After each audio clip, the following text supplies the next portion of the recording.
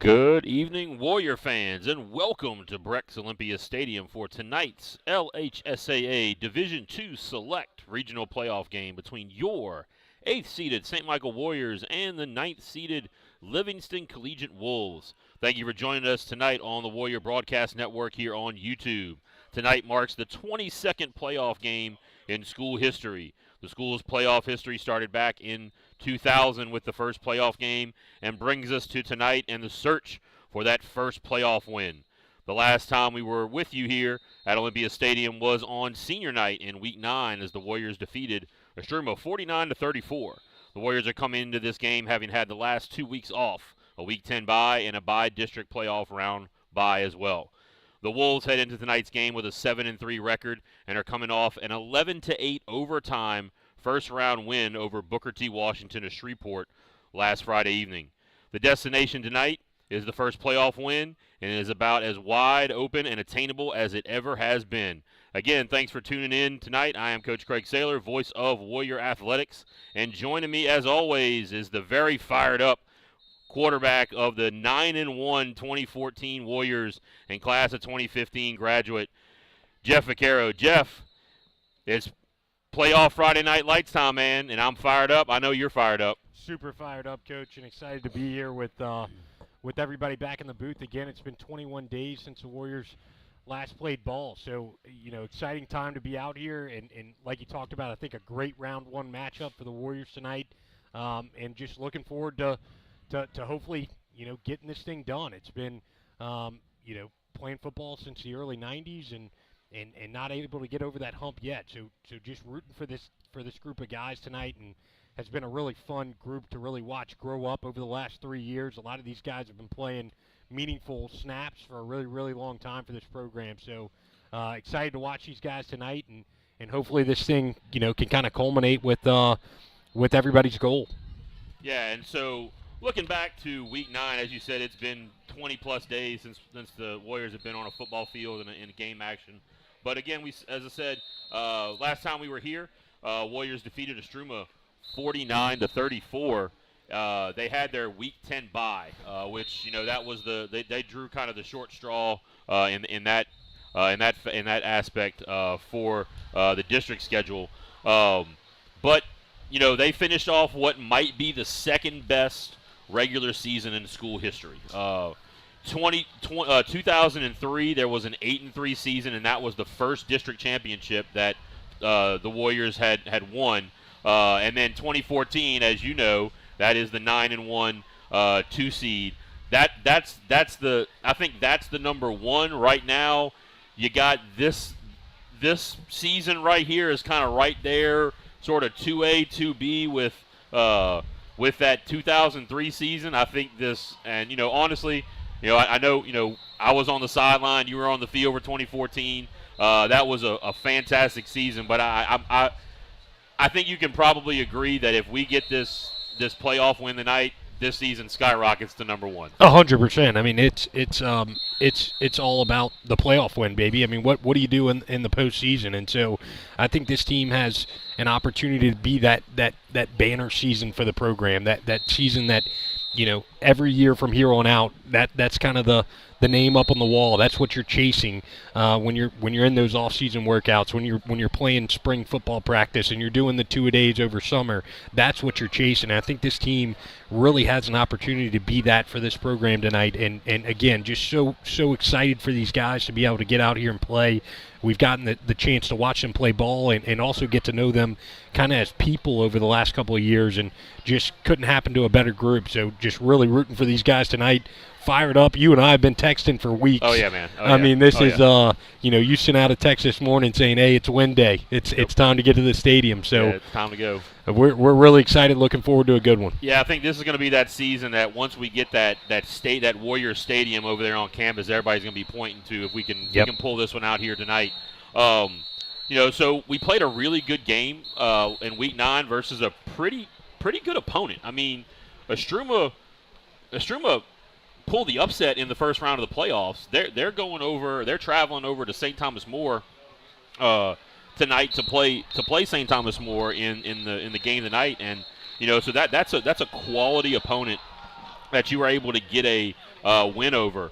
Looking back to that game, John Martinez had 23 carries for 84 yards with 3 touchdowns. Gavin Landry had 5 receptions for 110 yards and a touchdown. Probably the best day receiving that Gavin Landry's had in his high school career. Gavin Knaps had 12 tackles, a sack, and a tackle for loss. Knox Poirier contributed 9 tackles and an interception.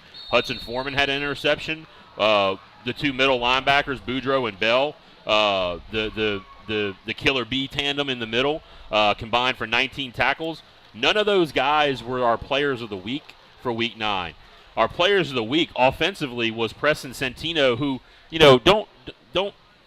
some of you may laugh at what I'm about to say. He had a Jaden Daniels light game in Week 9, where he was 6 of 9, very efficient through the air for 115 yards, a touchdown. He did throw an interception, but he also had 11 carries for 78 yards and 3 touchdowns.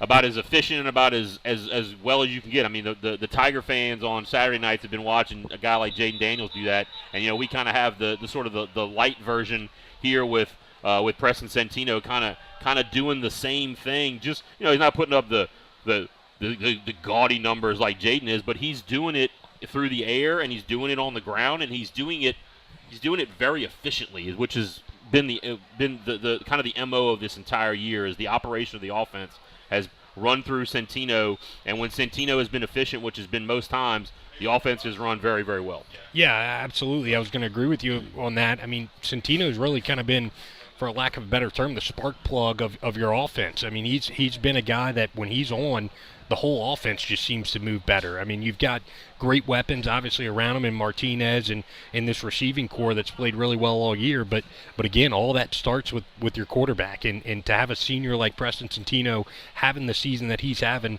not only through the air, but also using his legs when he needs to, I mean, I don't think your comparison's off, Coach. He's really having a season like that for us. So he's going to have to come up big tonight, to kind of jumpstart this offense and get some points on the board early against – a pretty good Livingston Collegiate team. And so, we said that Santino was our offensive player of the week. Our defensive player of the week is a guy that both you and I have been just kind of talking about constantly all year. It was Hayden Evans, who had 11 tackles, a sack, 3 tackles for loss, and an interception. Talk about stuffing the stat sheet on defense. Yeah, I mean, Hayden Evans, like you talked about, a guy that we've just kind of been humbly singing his praises all year long. Not a guy that's won player of the week a whole lot this season, because he doesn't always, have the most tackles or have the most this, have the most that, but it feels like every time he makes a play, it's in a big situation, and it's a big play. Yep. And so, Hayden Evans, just a guy that we missed from injury a couple of weeks this season, so really excited to have him out there playing playoff ball for us. He's going to have to come up big tonight. And so next, we're going to just take a recap a little bit of the regular season for the Warriors. Again, they finished 7-2, 6-2 in district. They had wins over 5 playoff teams. So you're looking at 5 of the 7 total wins were against a playoff team. We had 2 wins against 2 teams that didn't make the playoffs. That's Broadmoor and Tara. All the rest of our wins were over playoff teams. Our 2 losses were also to playoff teams as well. And so, we kind of talked about this a little bit in Week 9 before the Estruma game. As a lot of people have kind of been downplaying the schedule the Warriors have played. I tell you what, I think it's one of the tougher-ish kind of schedules. I mean, when you play 7 playoff teams in a 9-game schedule, that's a pretty good schedule, and all those teams are all quality teams. The Warriors were able to, secure the 8 seed, get a first-round bye. Looking at some of the stats, and this was kind of what I wanted to do a little bit here to kind of give ourselves a perspective of the season while we can. Our total yardage on the season was 2,527 yards. We averaged 97 yards passing a game, 68% completion percentage in high school football. That's almost unheard of. That's unbelievable. Almost unheard of. 16 passing touchdowns. We had 1,649 yards rushing. We averaged 183 yards rushing a game. 5 yards rushing per attempt, which is a fantastic thing. 27 rushing touchdowns. Our third down conversions, again, this is high school football. Third down conversion percentage was 53%. Yep. I mean, 53% third down conversion. We were 60% on fourth down. Yep. Okay? So we only turned the ball over 8 times, and we forced 20 turnovers. Yep. So we were a plus 12 in the turnover margin. That is an absolute massive statistic. I think that statistic right there, along with our special teams this year, have been the standout things. Defensively, we gave up 117 yards rushing a game, 183 yards rushing a game. We gave up 6 passing touchdowns, only 18 rushing touchdowns. We held our opponents to 34% on third down, which is a dynamic number, like a dynamic stat for defenses. Again, we turned the ball over. We forced 20 turnovers this year in 9 games. That's more than 2 turnovers a game that we've averaged over the course of the season. That's going to win you. That's going to get you 7 wins. Absolutely, it is. And the defense, is coming off a great year last year. I mean, we kind of knew with Coach Guidry that he liked to play that style of defensive ball. And very aggressive. Yeah, very aggressive ball. And he's absolutely just had a ball hawk of a defense all year long. I mean, averaging 2 turnovers a game in high school on defense. If you can come out every week and just bank on, hey, we're going to steal 2 possessions from our opponent, that's pretty great. And on top of this, Coach, I wanted to really shout out Coach Blake Kling this year and what he's done with the offense. I mean, the last couple of years, we've had good, serviceable high school offenses, but this year we have really catapulted into a team that can just score at will. And, like, if you need them to hold the football and play the possession game, they can do that too, averaging 5 yards a carry in the rushing game this year. So St. Michael's offense has just looked really great, and I think that's kind of been one of the things that's gotten the fans so excited, the students so excited, everyone around the program so excited. When you can put up points like that, it's fun to watch. Yeah, and so individually, we're looking at Preston Centino was 62 and 91, 68% completion. He threw for 878 yards, 16 touchdowns, only 3 interceptions from a high school quarterback. Yep. That's fantastic. Crazy. That's fantastic. John Martinez had 194 carries for 957 yards. We played 10 games. He's a 1,000-yard back. Yep. He had 14 touchdowns. Centino had 99 carries for 570 yards. He had 11 touchdowns on the ground. So he combined for 27 total touchdowns. We played 10 games. He combines for 30 total touchdowns. Yep. Easy. Yep. Okay. Then looking at the receiving numbers, Gavin Landry had 30 receptions for 426 yards, 7 touchdown catches. Johnny McCarty had 15 catches for 202 yards with 3 touchdowns. So those are your leading receivers there. On the defensive side of the ball, Matthew Bell topped that 100 tackle mark. He had exactly 100 tackles on the year. Grayson Boudreaux had 83 tackles. Gavin Knaps contributed 77 tackles. He had 9 tackles for loss. Gavin Knaps. Hayden Evans, 73 tackles, 8 tackles for loss. And you look at Knox Poirier, Hudson Foreman, Hayes Mariano, all had 2 interceptions on the season. And then you go to our special teams, where Mondello was 6 of 12 from field goal.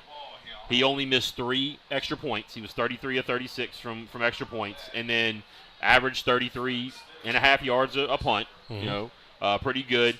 But then you look at some of the numbers that we don't really have here, and that is block punts and things like that. So, and then also we want to shout out Pele on the. Let's see if they recorded it on here.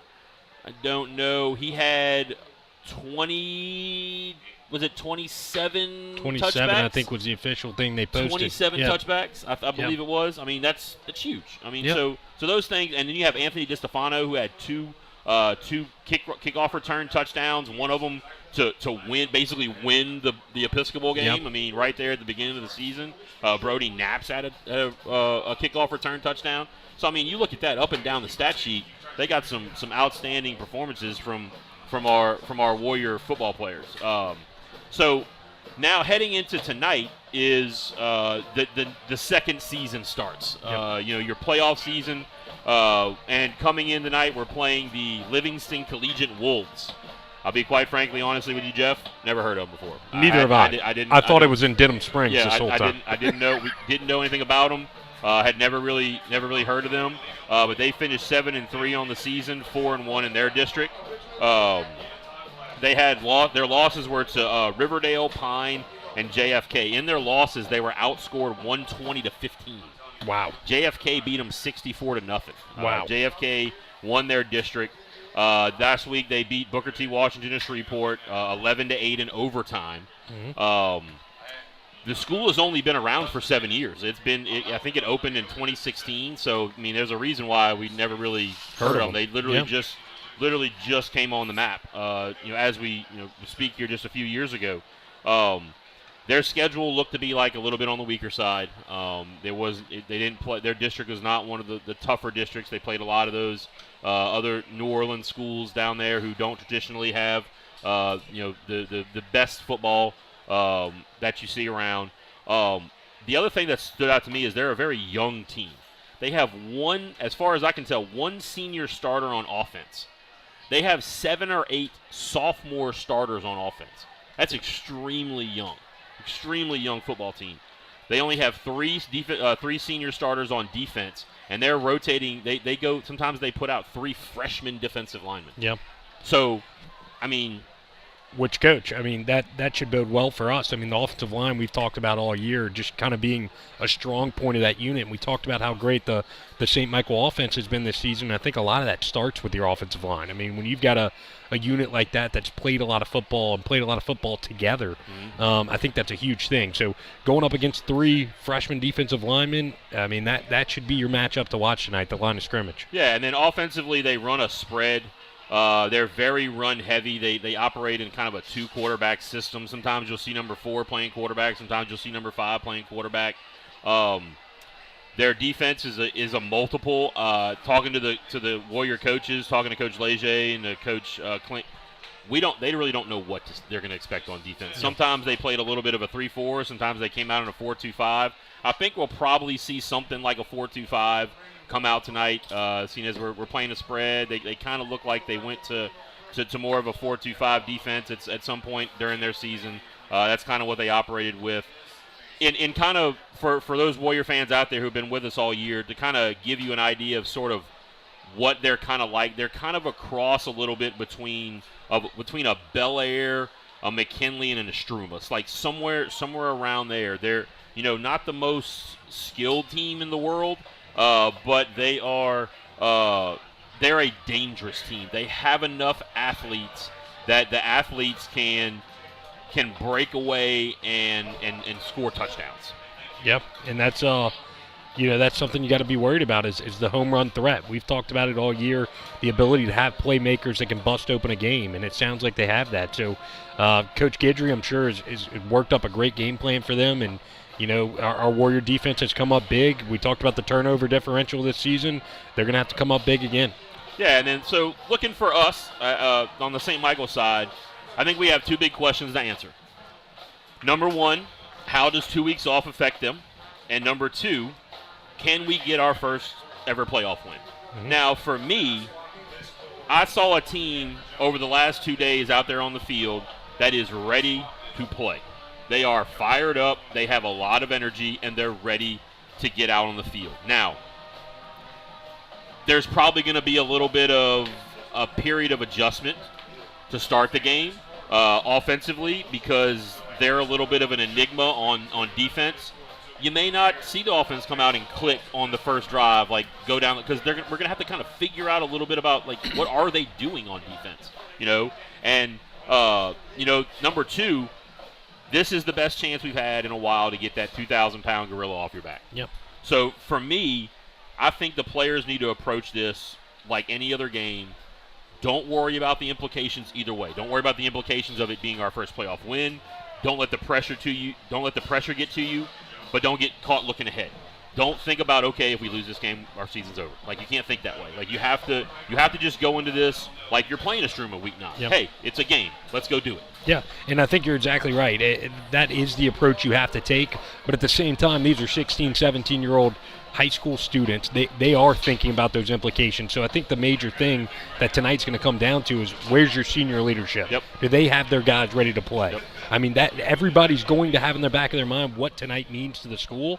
but it's about your senior leaders. Are they in your ear, getting you prepared, making sure you're mentally focused, that you went into today just like any other game day? Yep. We've done it 9 weeks this year, and you've come away with a lot of wins. Keep that same routine, same preparation, treat it like any other game. I mean, to me, I do believe that we have a distinct advantage with just the way that we operate, the way that we play, our discipline, just watching us all year. We have a distinct advantage on the field, and I think we have an advantage on the sideline. I think that'll come down to it. So our keys to this game, offensively, no turnovers. You got to finish drives. Yep. Yeah, you got to put the ball in the end zone. Whenever you get down there, you got to punch it in. Defensively, contain number 0, their running back. He's got every team has one guy. He's their guy. Contain him, force him to throw. They're not a great passing team. That's not what they want to do. If you force them into putting the ball in the air and to get it off of the ground, then I think you got a shot. Create turnovers. If you can force them to throw the ball and do something they don't want to do, you got an opportunity to force those turnovers, because we got some ball hawks in the secondary. We got some guys that have been able to play the ball real well, come up with some great turnovers, some opportune plays. I think that's there for them. And then I have 2B, tackling. We haven't played in 2 weeks. Yep. That's always like, are we gonna revert back to kind of the beginning of the season? We've been a team, and the coaching staff completely acknowledges it. Like, we've been a team who have kind of struggled at times with tackling. Yep. So what are we going to do? Okay. You know what? All those questions this is all great, just fodder for people to talk about. It's all great for stuff that we can discuss here for the first 30 minutes or so before this game gets going on. But you know what? The only answers can happen on the field.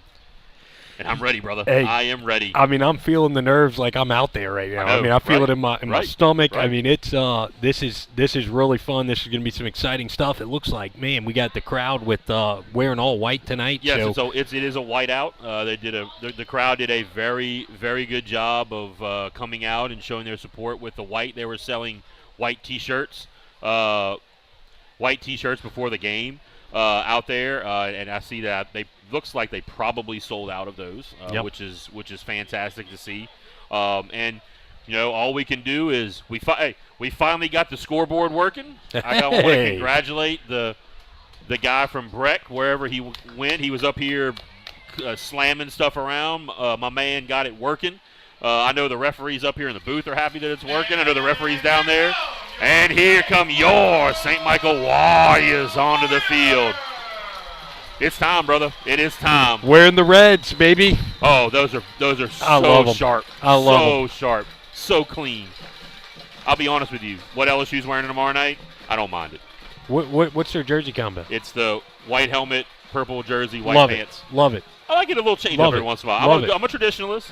But the white at home, yeah. I'm good with that. But hey, Warriors in their red and white pants. Those new red jerseys. You know what I really love about those red jerseys? You can see the numbers. My old self can see those numbers out on the field.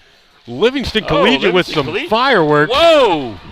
I guess the burn ban is off. Yeah, I wonder if they got permission for that. Not sure. They got a little show going on, man. Look. They're setting off more. Look, Jeff, they're setting off more fireworks than they have people in the stands. They really are, Coach.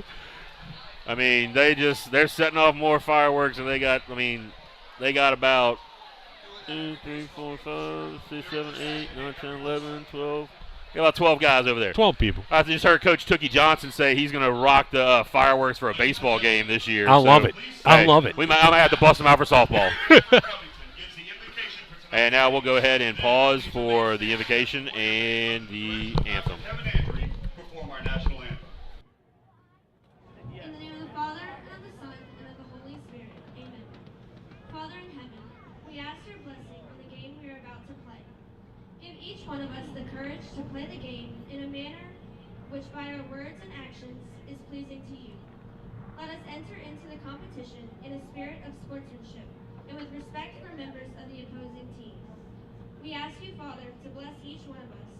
Keep us under the protection of your Son, Jesus Christ, and help us to be aware of his presence with us in the game. Amen. In the name of the Father, and of the Son, and of the Holy Spirit. Amen.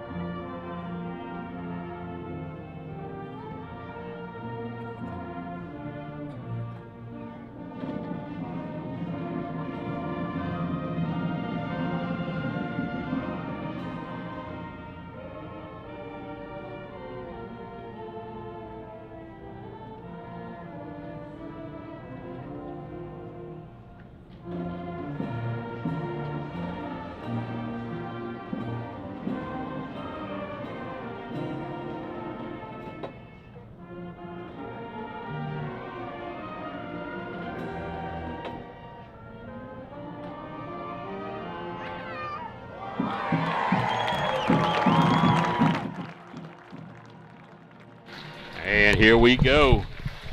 Jeff, we got we pulling out all the stops tonight, man. We got the 2 cameras going. We're going to have a tight shot and a wide shot tonight. A big shout out to my man Don Wynn right here next to me on the wide shot. My man Riley Sanders down on the tight shot. Miss Brittany Watkins going to try to roll the scoreboard and do her executive producing as well. So, and me and you, we just going to talk a lot of nonsense tonight, and hopefully we can will the Warriors win. That's what we always do, Coach. That's the plan. Number 23, Gavin number 23, Gavin Landry. Number 13, Gavin Knaps. And number 44, Matthew Bell. Over there for the Livingston Collegiate Wolves, number 71, Leonard Bermudez. Number 1, Jet Ski Lewis. Oh, I love it. All right, look, my man Jet Zero. ski. My man Zero also Diddy. Nice. Diddy Scott. And then we got number 41, Choppa Gooden. We got a couple of Mount Rushmore of high school football names. Oh, no doubt. No doubt. That's number 40. That is number 41, Choppa Gooden out there, along with Jet Ski.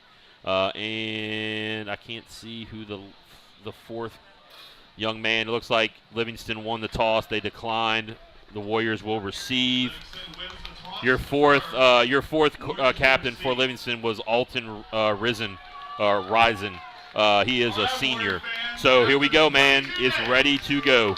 22 days, 22 years, 22nd playoff game. Oh, man, we got Billy in the back firing up the crowd. Billy is jacked up, brother. I love it. He's jacked up. I hope we can bring that energy. I hope we do, Coach. I can't sit right now. No, I can't either. I'm about to stand up this entire game.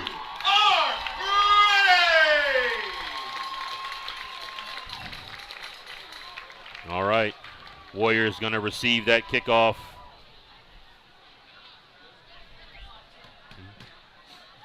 Warriors going to receive the kickoff. It's DiStefano and Knaps back there.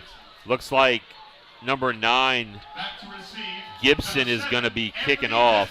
It's a little different than... No, that's going to be Gibson teeing that thing up. It's going to be number 15. Number 15, Larry Alberts, is going to be doing the kicking. He's a left footer. And here we go, Jeff. There it is, the left-footed boot. DiStefano just shy of the 5. Right up the middle. He had a little bit of a lane, but he ran right into that guy. He gets stacked up just shy of the 25. So Warriors will take the ball on offense first. Your starters, quarterback number 4, senior Preston Centino. In the backfield, number 24, John Martinez. And you'll see a combination of number 44, Matthew Bell, and number 45, Grayson Boudreaux as the F. Then at receivers, number 7, Anthony DiStefano. Number 8, Hayes Marino is your tight end. Your other receivers, number 23, Gavin Landry. Number 27, Johnny McCarty. Number 28, Damian Willett. And up front from right to left, 77, Mike Garcia. 57, Cheese Bell. 62, Brant Bertrand. Number 79, Eli Corville at the left guard. And your left tackle is number 64, Austin Wood. And they're going to come out in what looks kind of like a 3-4 look. 2 guys walked up on the edge. 3 down linemen. The fake. Martinez up the middle. Has a great gain on first down. Martinez with 6 yards on first down, right up the gut. And Coach Matthew Bell with a big block there, kind of setting the tone, saying, "Hey, I'm here and I'm ready to hit." Motion, fake. Martinez has a lot of room, cuts it back. He's going to fall forward. That looks like enough for a Warrior first down. Warriors. First one of the night. Yep. 2 carries, 1 first down. Warriors moving with a little tempo here. Not giving Livingston a lot of time to get set. They're going to check to the sideline. Coach, one thing that I think has made a huge difference with the offense for the Warriors is the Coach Kling move up to the box. 100%. I know you've commented on that before. That was kind of the catalyst to when just this offense started going berserk. Martinez on the sweep, gets cut down by Lewis on the outside.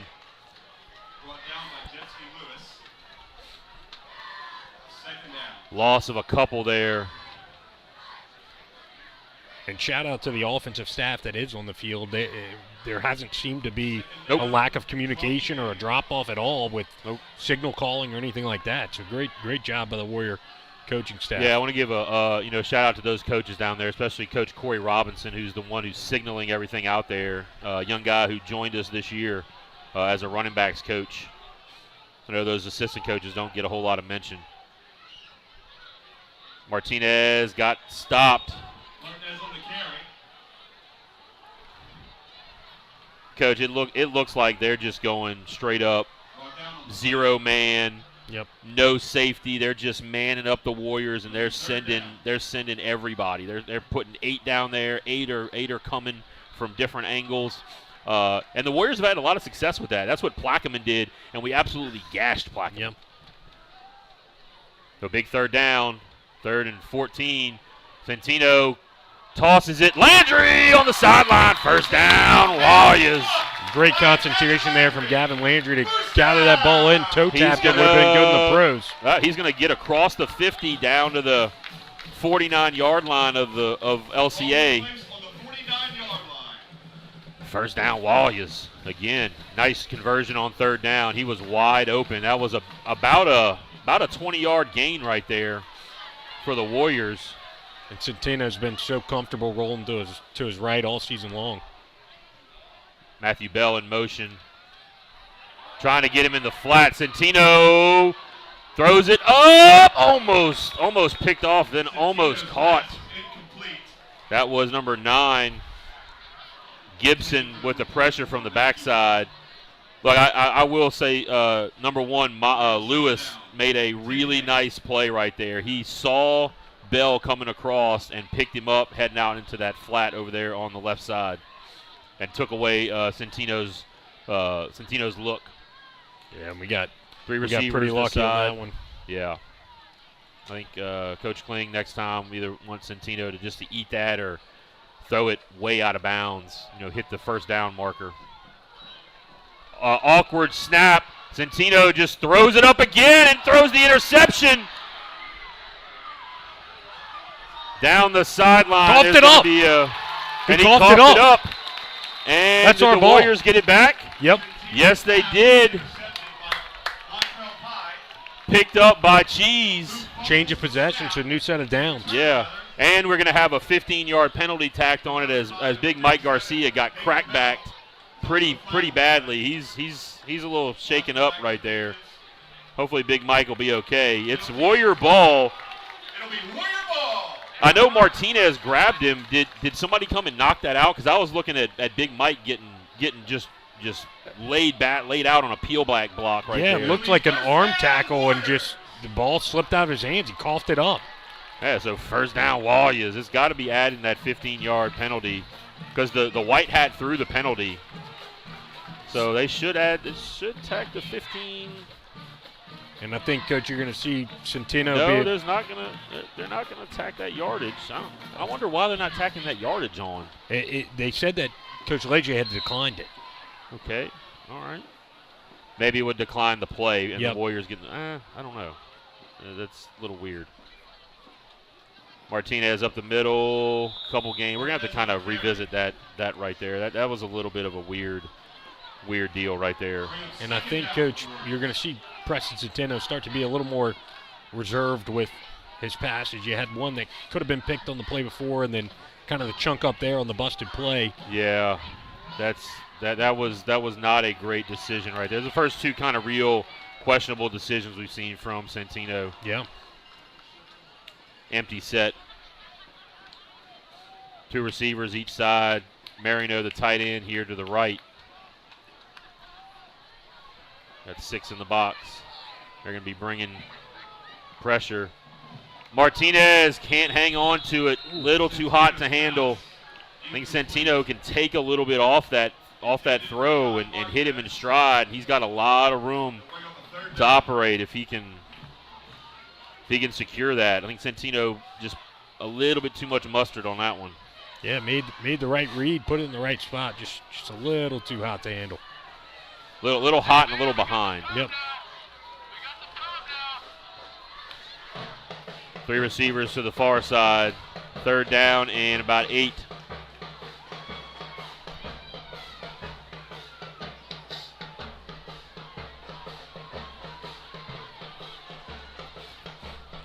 Centino changing the play. Not sure what the play clock is. The play clocks are not working. Centino rifles it out over McCarty's head. Just an observation. Centino is just a little bit too jacked up here to start this game. Like he, making those decisions.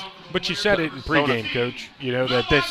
That this offense hasn't played football in 21, 22 days. Right. I mean, they're going to come out with those game jitters that they haven't experienced in 3 weeks. And so, like you said, it might take them a couple drives to get started.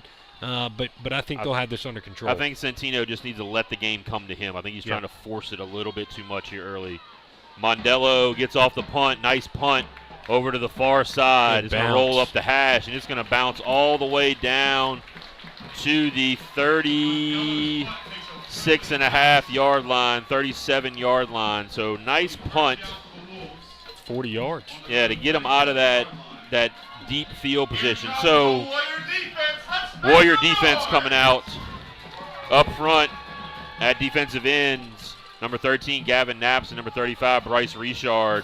Nathan Bell and Guy Woods are in the middle of the defensive line, your defensive tackles. Outside linebackers, number 3, Hayden Evans, number 10, Hudson Foreman. On the inside, the Killer Bees, Grayson Boudreaux and Matthew Bell. And your secondary, Marino and Landry on the corners, and Poirier back deep.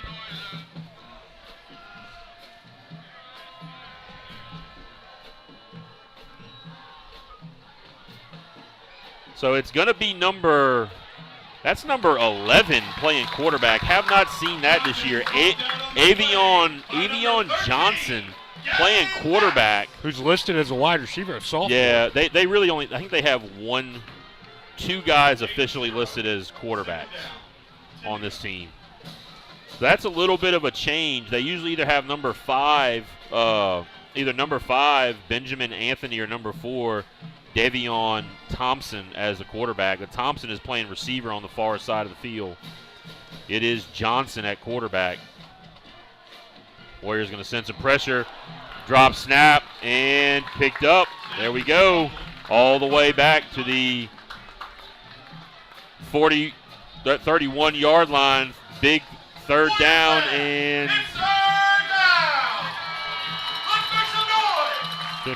15. Third down 16. And Coach, I don't know if it was you or Billy in the pregame that was telling me they watched some film. They thought that Livingston had snap troubles on almost every drive in the game they were watching. Yep. There you see it early in this game. So Johnson. Warriors going to send heavy pressure. Hayden Evans almost got there. And he throws it up and almost a pick. Johnson's pass is incomplete. Hayden Evans just barely missed him. That Guy Woods getting up slow. Guy Woods is a young man who's been fighting through a lot of injuries. He's had an ankle injury a good majority of the year. He's been fighting through that. I don't know if that's the ankle injury coming up or if he just got the wind knocked out of him. But he's got to be careful running off the field, taking his helmet off. Yeah, that can be a flag. He just needs to fall on the ground and yeah. And if he needs to take a minute to take his helmet off and catch his breath. So now punt formation, I believe that is the lefty, and almost just a weird looking punt coming up there. And it rolls down to the 35-yard line. I mean, that punt was one of the ugliest looking things I've seen in a long time. Larry Alberts, the left-footed kicker. Number 62, Matt Bertrand. Number 64, Austin Wood. Number 77, Michael Garcia. And number 79, Eli Corbell. Little Billy giving a little shout out to the Hogs up front. And first down, Warriors at the 35-yard line. So Warriors, I mean, we count this as the second or third possession for the offense. Yeah. I mean, legally I think it's your third, but mentally I'm going second. Yeah. The fake. Centino's got room up the middle. He's got a lot of space. Go ahead. Centino's got one guy to beat. Now he's got another. He's going to be ridden out of bounds all the way down to the 23-yard line. No, correction. Let's see where they're going to spot that thing. No, they're going to put him back at the 26-yard line. Big carry for Centino. And that's something that Centeno can do. I mean, just bust one up the middle. It's, again, that play that we've seen all year. He loves it, and he took that pull and almost took it to the house. 39-yard carry. First down, Warriors. Martinez tried to bounce, was heading outside. The nice cutback back in the middle, and then he gets slung down on the ground. He's going to get down to the 22-yard line. Pickup of about 4. I thought he was going to get a few more yards than that, but it'll be second down and 6.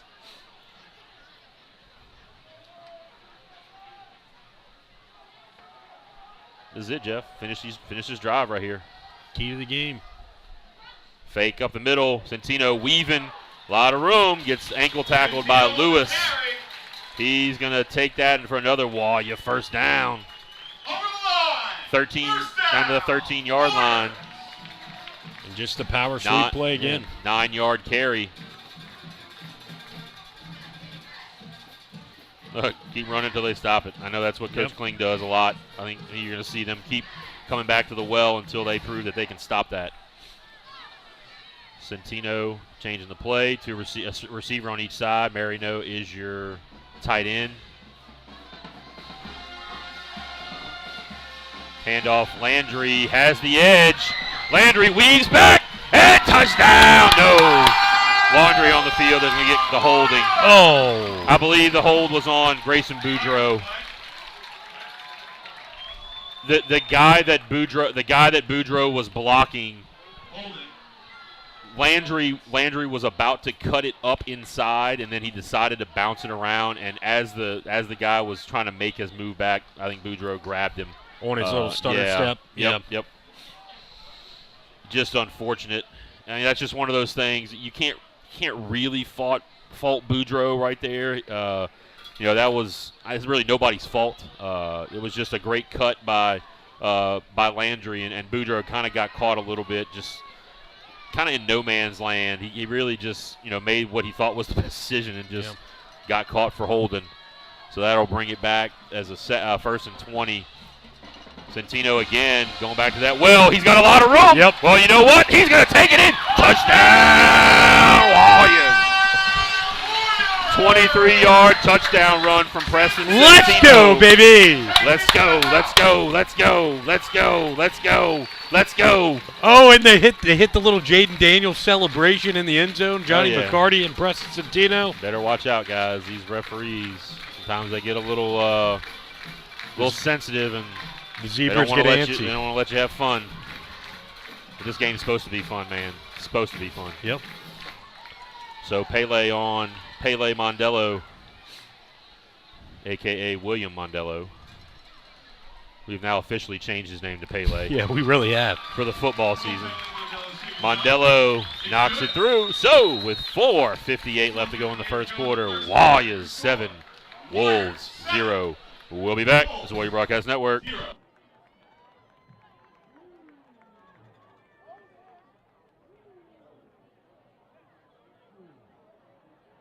Ladies and gentlemen, of course, this first quarter is brought to you by Walk-Ons.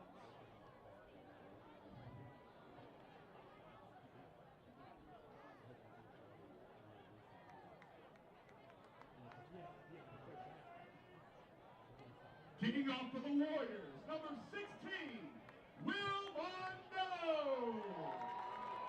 All right, we are back. Warriors take it all the way down, put it in the end zone. 65-yard touchdown drive. And Centino with a 23-yard carry. Mondello with the point after. Soaking in every Pele Mondello attempt that I can. High kickoff this time. Fielded by Thompson. Thompson's going to get out across the 30 and out to the 35. Mondello got a little bit too far underneath that ball because the wind is blowing that way. Kind of shocking he didn't just drive into that thing. I think he got underneath it just a little bit too much. It looked like, I think that was number 22 maybe. Peyton Dawson had an Dawson. opportunity to make a play there inside the 20 and just kind of had a blocker on his back there. But good job of being in the neighborhood by the young sophomore. It's Johnson again at quarterback for the Wolves. Johnson's going to run it. He's got some room up the middle on the QB counter. Knox Poirier takes him down. Good to see Guy Woods back in there. Yeah, I think a bone would have to be sticking out his leg to pull him out of this football game. Knapp's had a shot at Johnson for just a short gain, and he just couldn't grab enough jersey. It's going to be a pass here. They're going to go deep on the vertical. Mariano with a little push off. I tell you what, they missed the obvious push off right there. I mean, full arm extension. That was caught by Thompson for a big gain. I mean, he completely extended his arms and pushed Hayes Mariano in the back, and nothing coming from the zebra. Guess that's what kind of game it's going to be today. That's all right. Just don't call it on us. You know? 6-yard line, 1st and goal. It'll be a run here to Scott, Diddy Scott, with a very short gain. Jeff, just you can kind of tell what they're going to be doing in their offense. Just watch where that running back lines up. Yeah, that's definitely a signal of what they're going to do. So 2 pretty big plays gets them all the way down. They're now at the 5-yard line, 2nd and goal. Johnson at quarterback. It's Scott next to him. It's going to be a run play here. They're going to hand it off. Scott has some room, gets taken down. Bell was there, takes him down at about the 2-yard line. We're here. 3 minutes, 15 seconds in the first quarter. We can't hear you, Warrior fans. Let's hear it. A lot of confusion on the sideline for the Wolves. 3 receivers to the near side. That's Thompson to the far side. Coach LJ wants a timeout. timeout. Wants a timeout. Yep. The Warriors saw something Timeout, Warriors. that was going on out there and decided to take a timeout. Coach Guidry's going to bring his guys over, and we'll take a timeout with them. This is the Warrior Broadcast Network.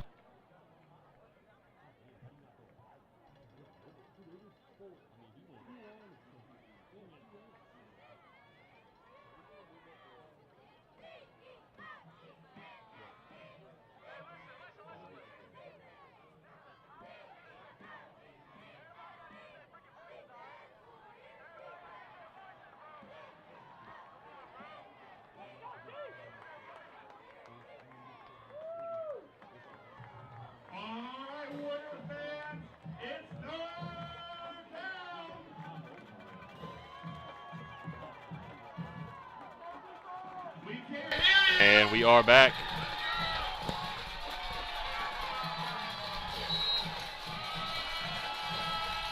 Warriors.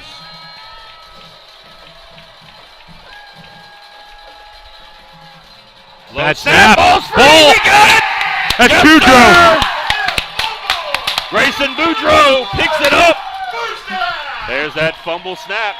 Love it, baby. Oh, yeah. Look, it's the operation of your offense. If you can't get the snap, I mean, it's like Captain Obvious, but Yep. I mean, you can't do anything. I mean, and the Wolves had a great opportunity. That's the second time that a snap has got them. Grayson Boudreaux, Johnny on the spot. There's that defense coming up with turnovers again, knocking on the end zone's door and able to get a takeaway there. Big time turnover. Jeff, I see a bunch of alums in the house tonight. Oh yeah. Well, former that former Warrior receiver Johnny Driver. Oh, I'm going to have to go see Johnny Driver. Up the middle, Martinez. That's Martinez's brother. Yep. Johnny Driver.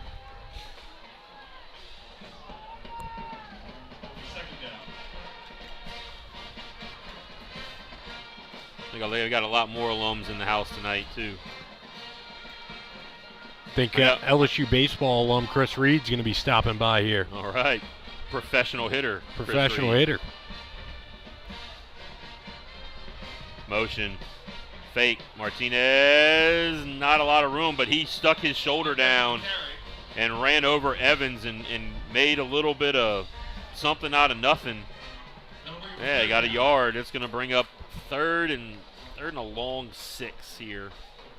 3rd and 6 from the 12-yard line.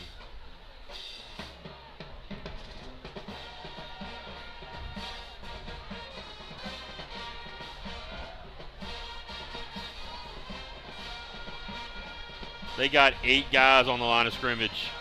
Another interception. He overthrew Bell, and that is picked off by number 2. Montrell Pye intercepts the tipped pass. It was intended for Bell. He tipped it, and it wound up right in the arms of number 2, Pye. That is his 2nd interception of the night. Yeah, it looked like they were just trying to run a couple of long hitches there to try to get to the first down marker. And, again, a tip drill interception. A flag. Unsportsmanlike conduct on the Warriors. Not quite sure for what.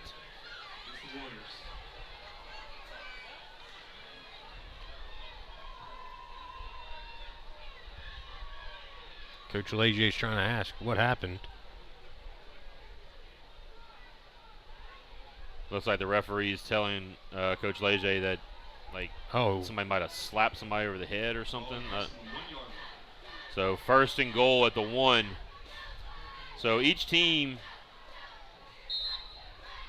kind of bit by the turnover bug a little bit. Johnson, no, denied. Nice defense by the Warriors. Gavin Knaps was there. Matthew Bell also in there on the stop. They might have lost a little bit of yardage right there. It'll be 2nd and goal from looks like ball spotted about the 1.5-yard line. Maybe loss of about a yard. Johnson going to give it to Scott and just taken down on the handoff. Loss of about 4. Matthew Bell in there just eating them up. Coach, Bell could have taken the handoff. Yeah. The front 7 is just wreaking havoc up there. Johnson tried to pull it, and it's a good thing he didn't pull it, because if that ball would have gotten out in the open, that was going to be a turnover again for them. 3 receivers to the wide side.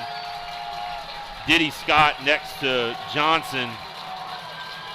Like they're going to throw it on the slant, and they got it. Number 3, Kendrick Allen on the touchdown reception. They just went single on over here. He got right inside of Gavin Landry and completed the pass. Swinging gate.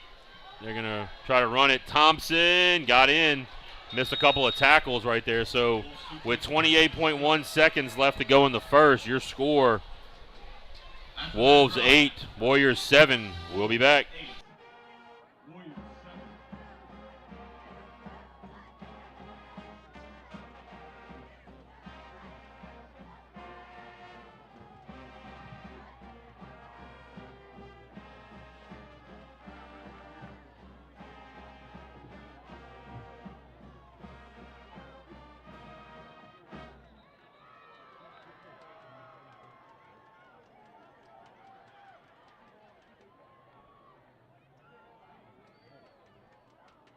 To return for the Warriors, number 7, Anthony DeStefano, and number 18, Brody Nass. And we are back.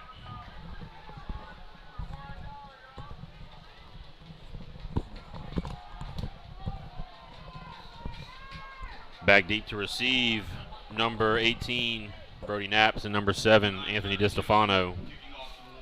So the Wolves are able to capitalize on that turnover. Officially a 1-yard drive, and that ball is going to go out of bounds. See if the Warriors elect to have them re-kick 5 yards back, or if they just take it at the 35-yard line.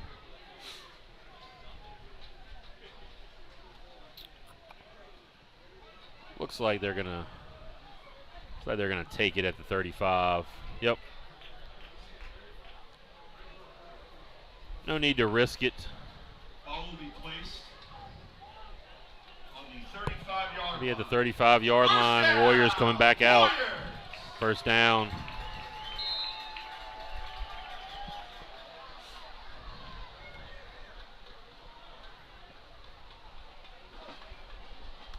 All right, Centino. 3-by-1 set here. Yeah, they're going zero coverage. Gonna hand off on the sweep to Martinez. He's gonna get about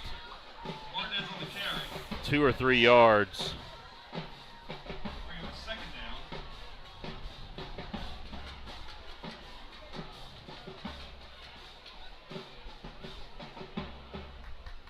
I mean, Jeff, they are just daring us to throw the football. Yep. Daring us to throw the football. And that will be the end of the third quarter. I mean, the first quarter, correction. The score, Livingston 8, St. Michael 7. We'll be back.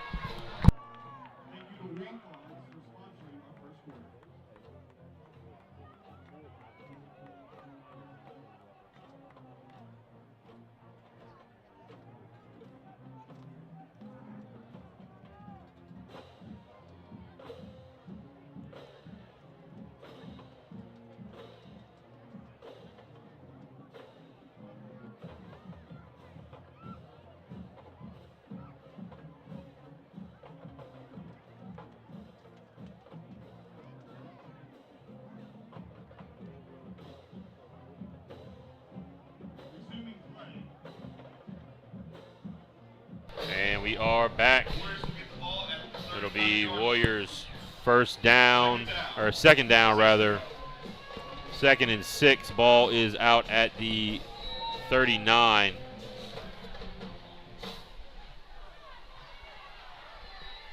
Handoff for fake. Centino takes it out around the outside. He's got enough for a first down. Pye tried to come up and lay the hit.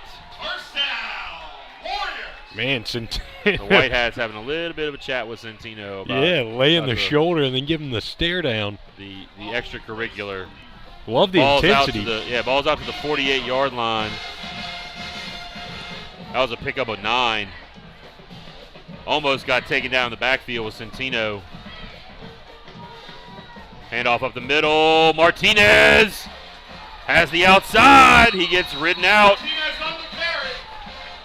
Going to be at the 35-yard line. There's a flag on the play. He kept playing after his helmet came off.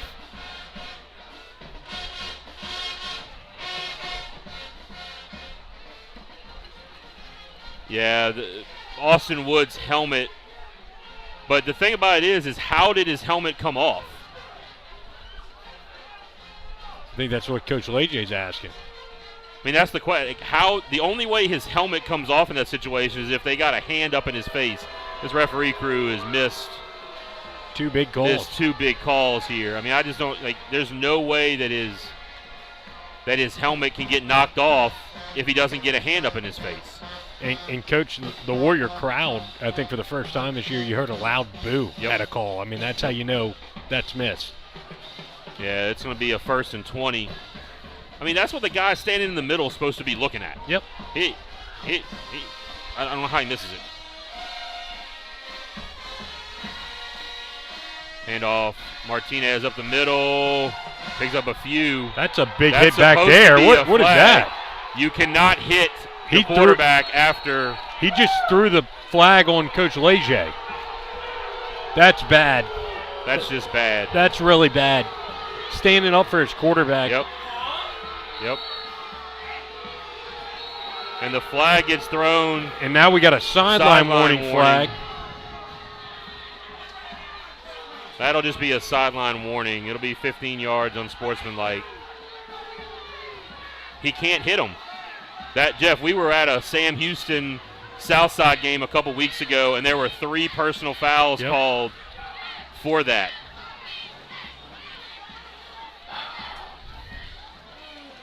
Man, and what seemed like a big run and drive starter there by Centeno quickly turns into, I mean, Coach, what is that?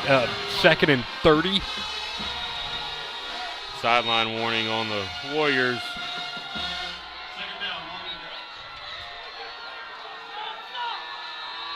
Timeout, LCA, so we'll take a timeout with them.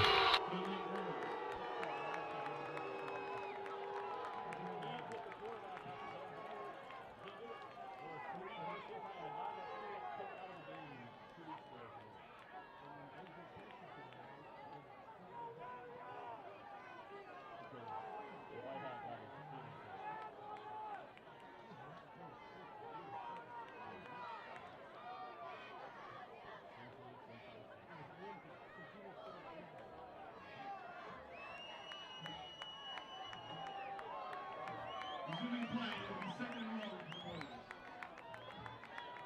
Warrior fans, let's make some noise. Right, so we are back. It's going to be a 2nd and 35 here for the Warriors. Long way to go. See if they can just pull out a few yards here. Handoff, Martinez gets across the 30.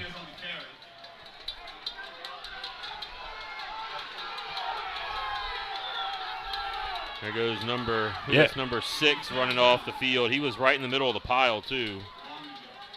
Warlandon Craig, the middle linebacker for the Wolves.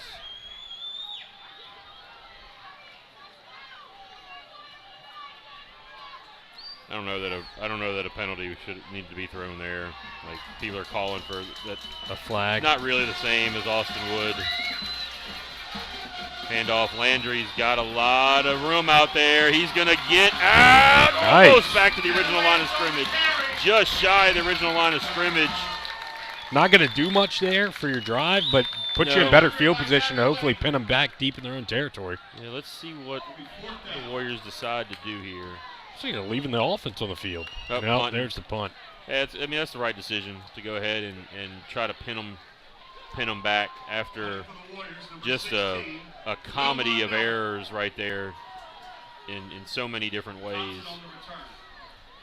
You miss a pretty obvious hands to the face, and you get your feelings hurt as an official. You throw a penalty because you missed a call again.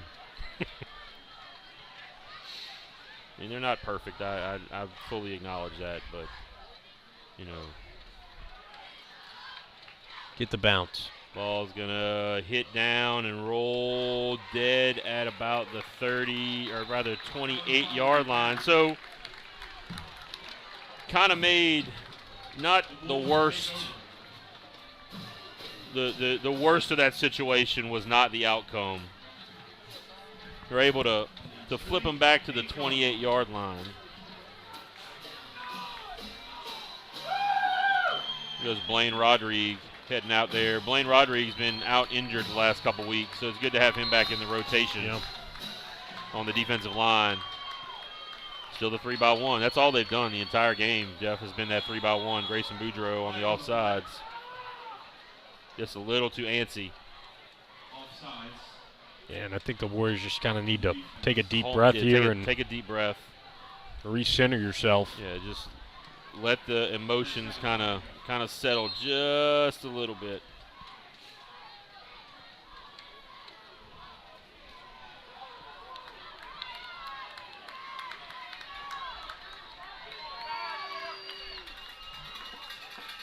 They're going to go deep down the sideline and thrown out of bounds that time. That was intended for Allen again. Allen with the hands on the back again on Landry there. Didn't really extend him, but his hands were right there on Landry's shoulders.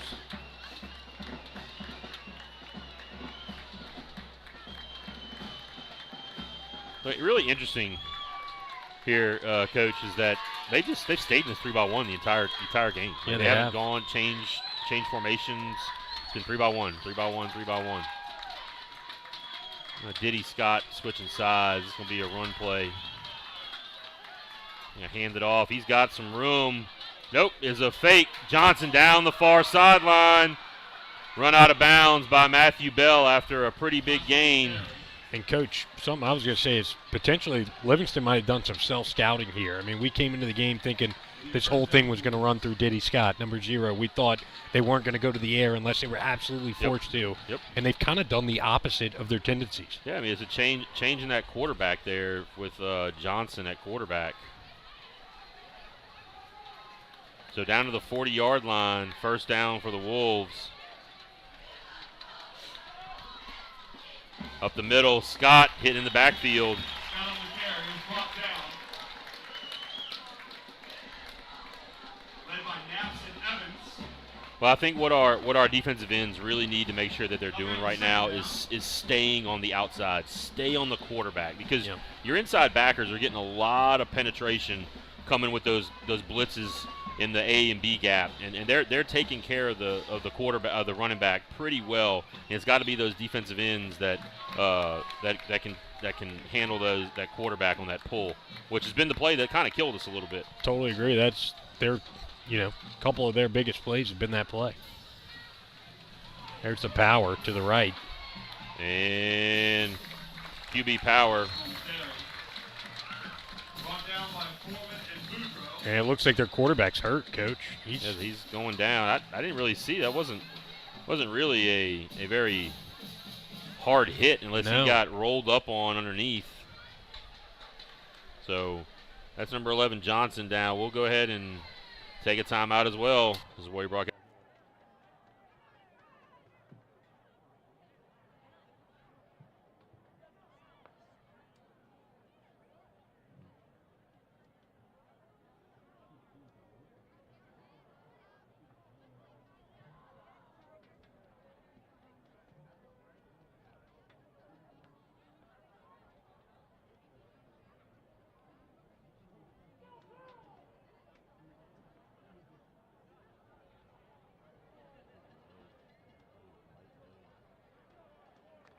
Number 11, Avion Johnson.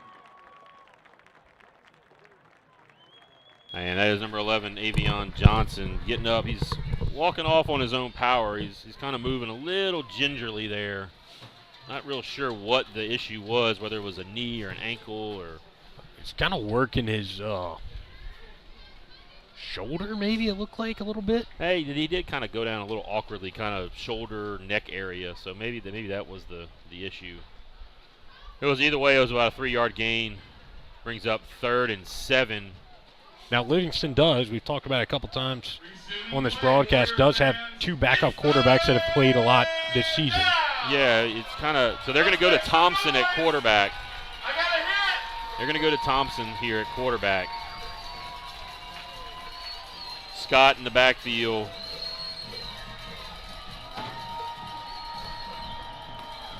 A bunch set this time. Now Thompson's going to roll out. Whistles, nobody heard that. Be a false start. I think they were just going to try to just heave it up to the receiver over here. Trying to catch the number on this receiver. The receiver out on this side is number 80, Bruce Haynes. I expect the same thing right here.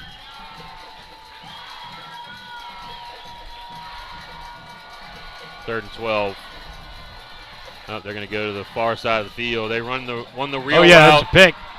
Landry on the pick. Gavin Landry at the 15.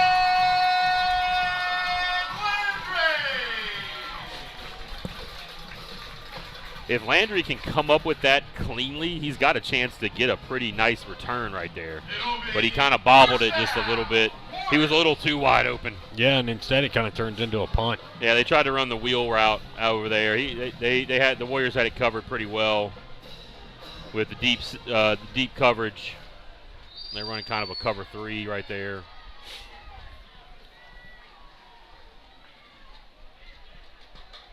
So 3-by-1 for the Warriors, the near side. Centino back at quarterback. It's time for the Warriors to kind of settle into things here. Couple turnovers. And the last series, just some penalties. Just kind of killed that drive. Option. Martinez, a lot of room, lowers the boom. Rumble, young man, rumble. Coach, that might come down to the second biggest hit we've seen this year outside of Pele's layout in the Episcopal game. Yeah, nice strong run to start off the drive. 2nd and inches, Yeah, picking up 9.5. Yep. I mean, Martinez saw that defensive back, and he just, nope, they're going to go first down Warriors on that one.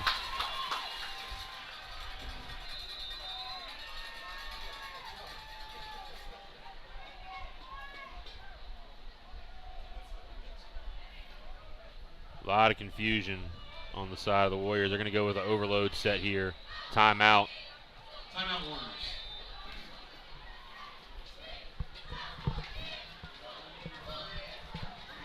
Warrior fans. The Warriors have to take a timeout. We'll take a timeout with them. It's the Warrior Broadcast Network.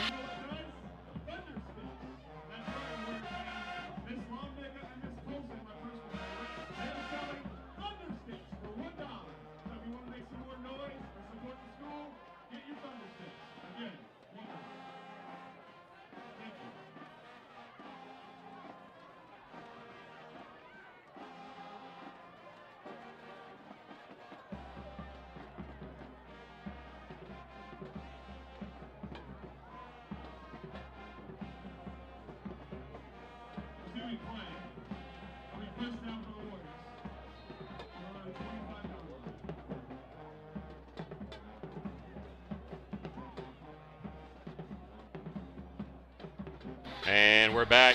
Run up the middle. Stop for a short gain, maybe 2.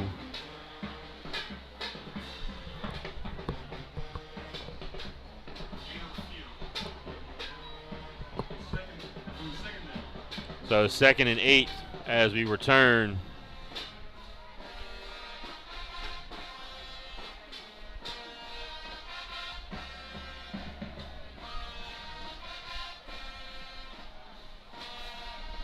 Centino gonna roll. He's got some pressure. He gets the edge. Nice strike. Landry, no, That's a bad incomplete. call. That's a bad call. Coach, I think Centino could have just kept that thing and picked up about 8-9 yards. I agree. Great speed to get to the outside. Trying to rewatch this play.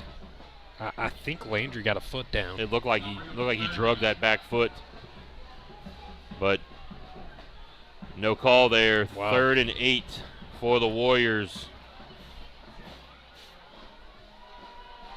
from the 27. Handoff. Nope, fake. Centino's got a lot of room up the middle. Just gets caught by the backside. And flags going down. I think that's going to be a face mask on number 1, Lewis. Let's see. I believe that's what it's going to be.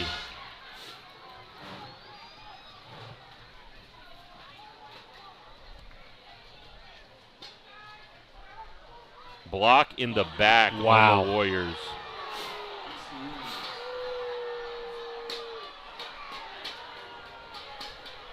I think it'll be a first down.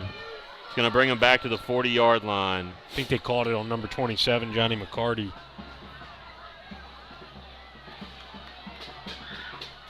Wow. I didn't see it. It was behind the play. I mean, yeah. Nothing stuck out to me. No. I mean, I just don't. I'm not saying it didn't happen.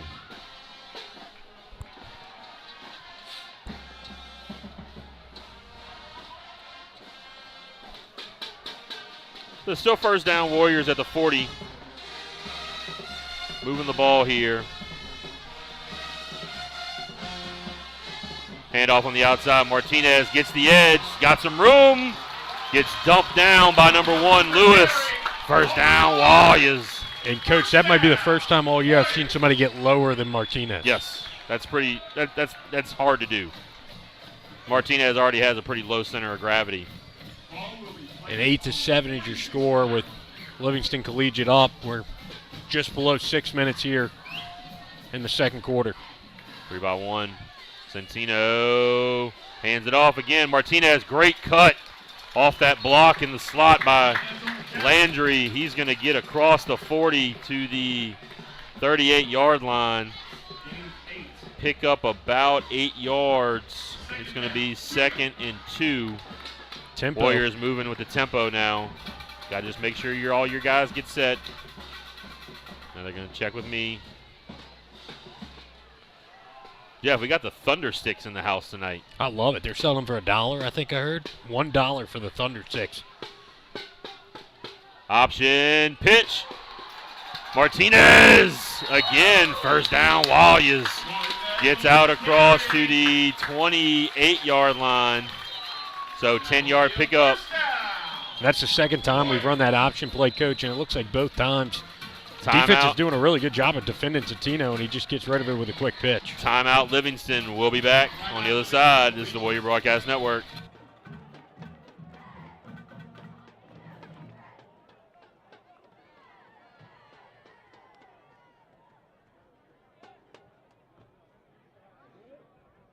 Warrior fans, one more time as a reminder, Thunder Sticks are $1.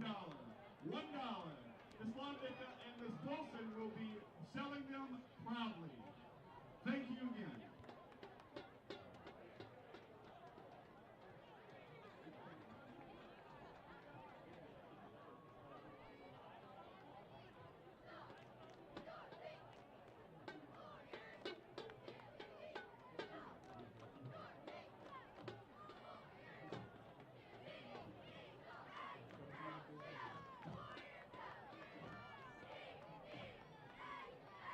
And we are back. Warriors on the move down to the 29-yard line after the 9-yard pickup by Martinez. First down, Walyas. Resuming play, it'll be first down for the Warriors. 3-1, 3 receivers to the far side of the field. McCarty over here singled up one-on-one. Martinez up the middle, had heavy pressure coming off the edge. Martinez on the carry. Only got 1 yard.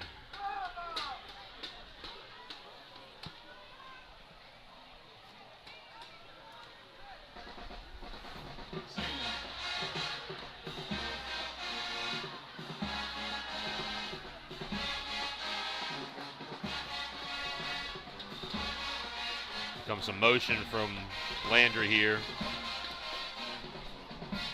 The fake. Santino right up the middle. No laundry. Touchdown, Warriors. Love it. 28-yard touchdown run.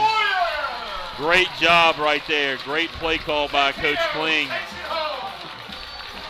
That was the play call we've just been kind of looking at all year. See what the Warriors are going to do. Looks like the Warriors might be going for 2 right here. They're calling in the heavy package.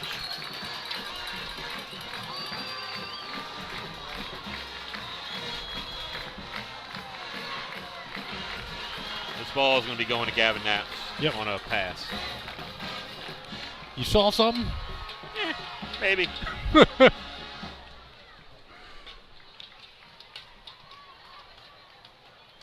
Warriors coming out in the jumbo. And a toss. Nope, there's the toss. Martinez. Short. Warriors 2-point conversion. Jeff, I think if Martinez just does the sprint to the pylon, he probably gets it. Yeah. So your score with 4:32 left to go here in the first half. Warriors 13. Wolves 8. We'll be back.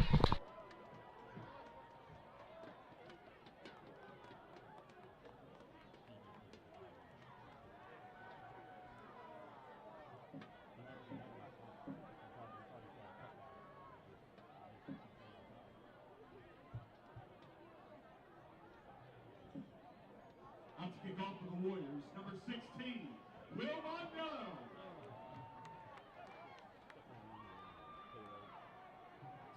All right, Mondello on to kick. I believe that is number 14 or number 12 Coleman and number 1 Lewis back deep. Mondello, there it is. Just short. Wow. I thought his foot was in the end zone. That's Coleman, and a flag going to be thrown. Jeff, this guy, Launched. this official at the 50-yard line Launched. threw the flag on a play on something that was going on way back inside the 20. Blocking the back. Yep. I think there was a block, and then he got back up, and I think the LCA player hit him in the back. Yeah.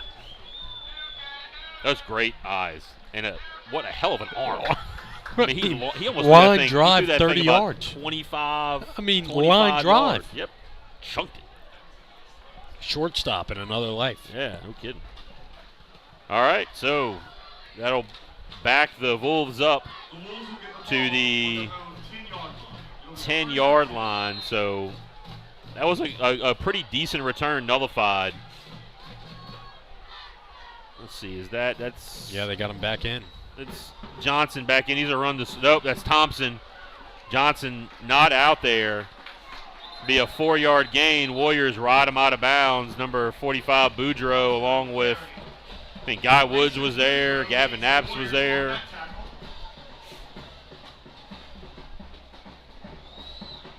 So pick up, they're going to give him 3 on that. So 2nd and 7. He ran a long way to get 3 yards. Yeah. Yeah, and I can't even find number 11, Avion Johnson, on the sideline. No, I don't Might be in that medical tent over there. know where he's at. Diddy Scott in the backfield.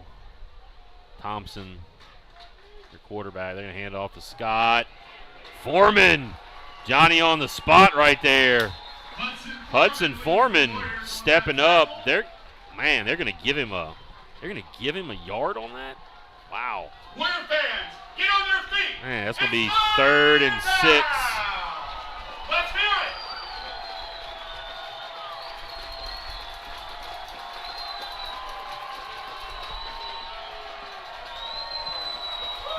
Watch the switch route on that 3-by-1 side right there. Some kind of switch route with those 2 slot receivers, trying to get one of them free. They're going to run the screen and got knocked down. Flag is thrown from. Yeah, it's going to be probably a hold. Yep, they're going to decline it. That's going to be 4th down. Great job right there on the screen. I think that was Knapp's on that. Boy, if Knapp's can just, instead of batting that thing down, if he gets his hands up there and goes up there like a grabbing an offensive rebound, he might be able to house that thing. They were going with the very conservative screen pass right there to the outside receiver. Thought they might try to run a little switch on the inside with the 2 and 3. So shield punt here.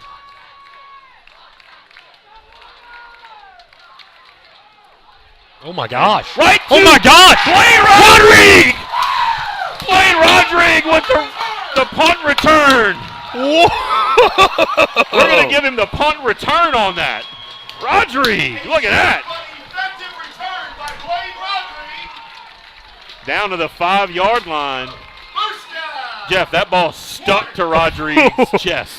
Wow. I mean, it was right in his gut. And he just grabbed it and said, uh-oh, look what I found. That is awesome. To the 6-yard line, 1st down and goal for the Warriors. Are we going to give him that's got to be that's a return. It's a return because it never touched the ground. No. But like it was kind of a block that he caught. I don't think anybody touched it. I think the punter just kicked it that bad. Warriors going with tight formation here. Gavin Landry way outside. Centino on the sweep. Looking for blockers. Touchdown, Warriors. 9-yard touchdown run. Making this thing a 2-possession game. Preston Centino to the house. Billy beat me to it. Yep. Beat me to it. Smash that like button out there. Smash it. Subscribe. Got the yell leaders running with the flags With down there. Yeah, that's awesome, man. That's good stuff. That's what high school football is all about, Yep. man. So Warriors are going to go with that two-point conversion jumbo look. They're going to try to toss it. Martinez got it this time. Got in for the two-point conversion. Going to make it 21-8 with 2:37 left to go in the first half. This is Warrior Broadcast Network. I am Coach Craig Saylor, voice of the Warriors. Joining me here, Jeff Vaquero. We'll be right back.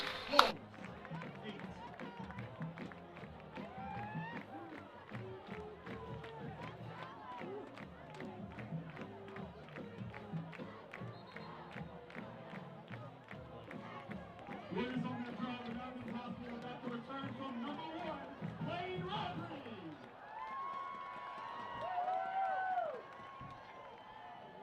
Pretty good tonight, Jay.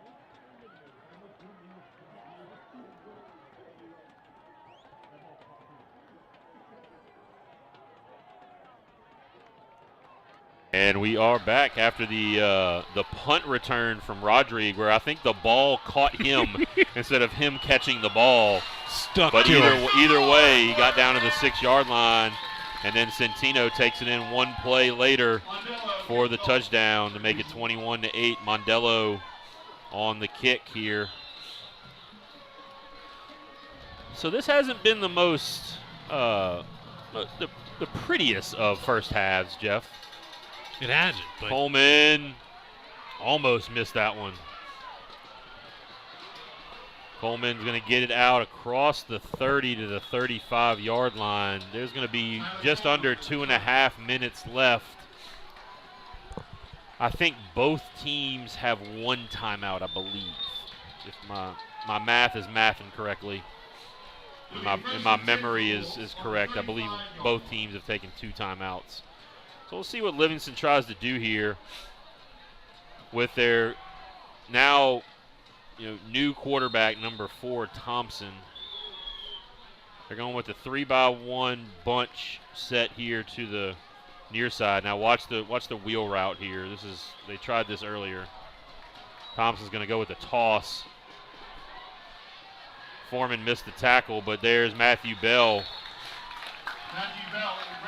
Foreman missed the open field tackle, but I think he did just enough to slow down Scott to allow Matthew Bell to come from inside out to make that tackle. And sometimes that's what best thing you can really kind of hope for. Yep. And Scott's a pretty good little athlete. He's got we think John Martinez has a low center of gravity. Yeah. Scott's got a really low center of gravity. 5'6", 190 on paper. Yeah. 190 maybe a year ago. Yeah. Thompson's going to roll. He's going to take it on the sweep. Cut back. Going to be short of the first down. He's going to pick up 6. He needed 7. He's going to get 6 to the 44-yard line. 3rd down.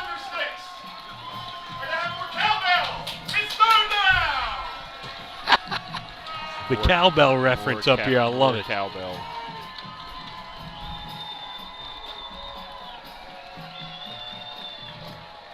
See if Thompson just decides to keep it himself. Nope, another bad snap. There it is again, number 3. 3rd bad snap.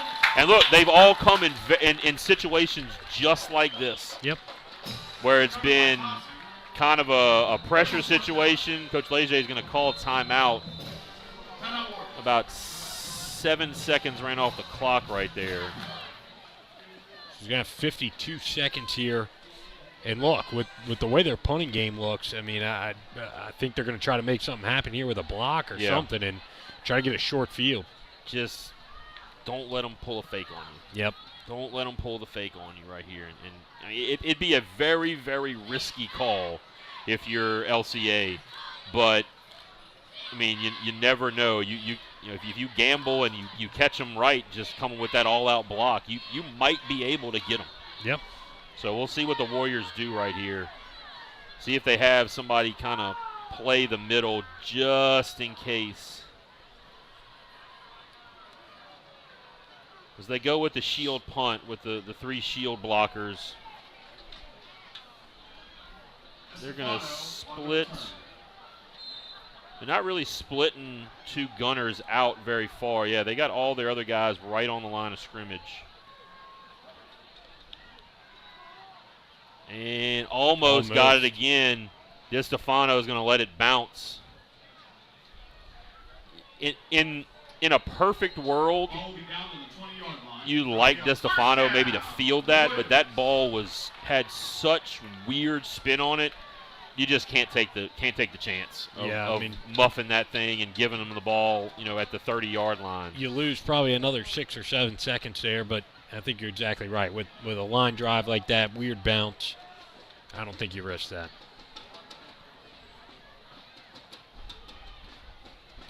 I mean, that ball is spinning. He's left-footed, and so it's already got a different spin on it, and then it's spinning like no punt I've ever really seen before. I don't know how he's doing that, but it does look weird. It's just a crazy spin on it. All right, here we go. 42.2 seconds left here in the first half. If you're the Warriors, you got no timeouts, I believe. You're probably just going to keep this thing on the ground. Especially Maybe on this see end of the field. if you can pop one. But they got 2 deep safeties. You're going to have some room to run. Centino's got room to run outside. He's got more room. He's going to keep it back inside. Jeff, he should have got out of bounds right there. He had a chance to get out of bounds somewhere between the 40 and the 45-yard line. They're going to throw a holding penalty way back behind the play.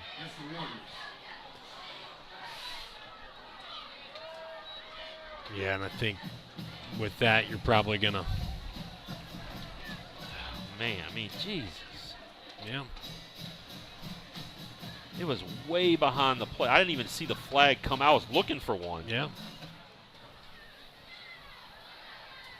Yeah, the Warriors are just going to, I think, they're just going to take Victory a knee right here. formation. Yep, they're just going to take the knee, not chance it.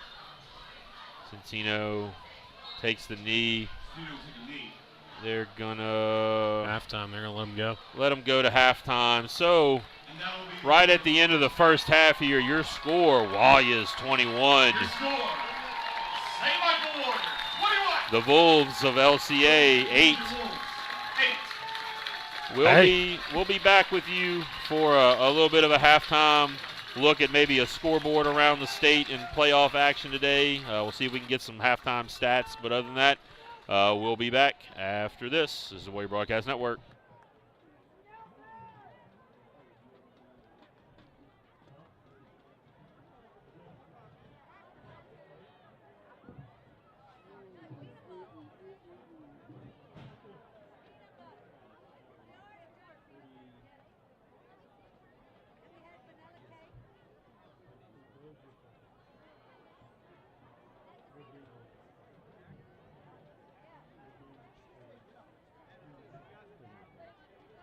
Ladies and gentlemen, for your halftime entertainment, we have a special request. This special request goes out to Mrs. Leger from Coach. Happy anniversary.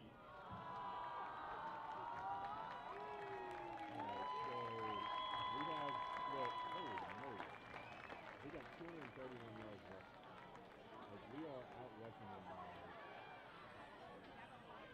231.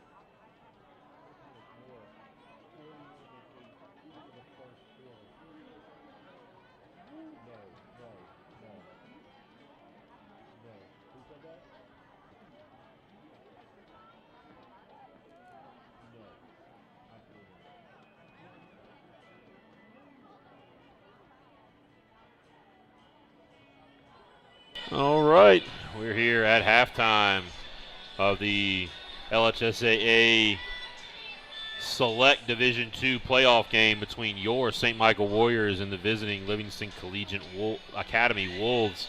So a couple halftime scores from around the state. First, we'll start in our Select Division II. At halftime, E.D. White 10, De La Salle 7. In the second quarter, Lafayette Christian, LCA 31, Peabody nothing.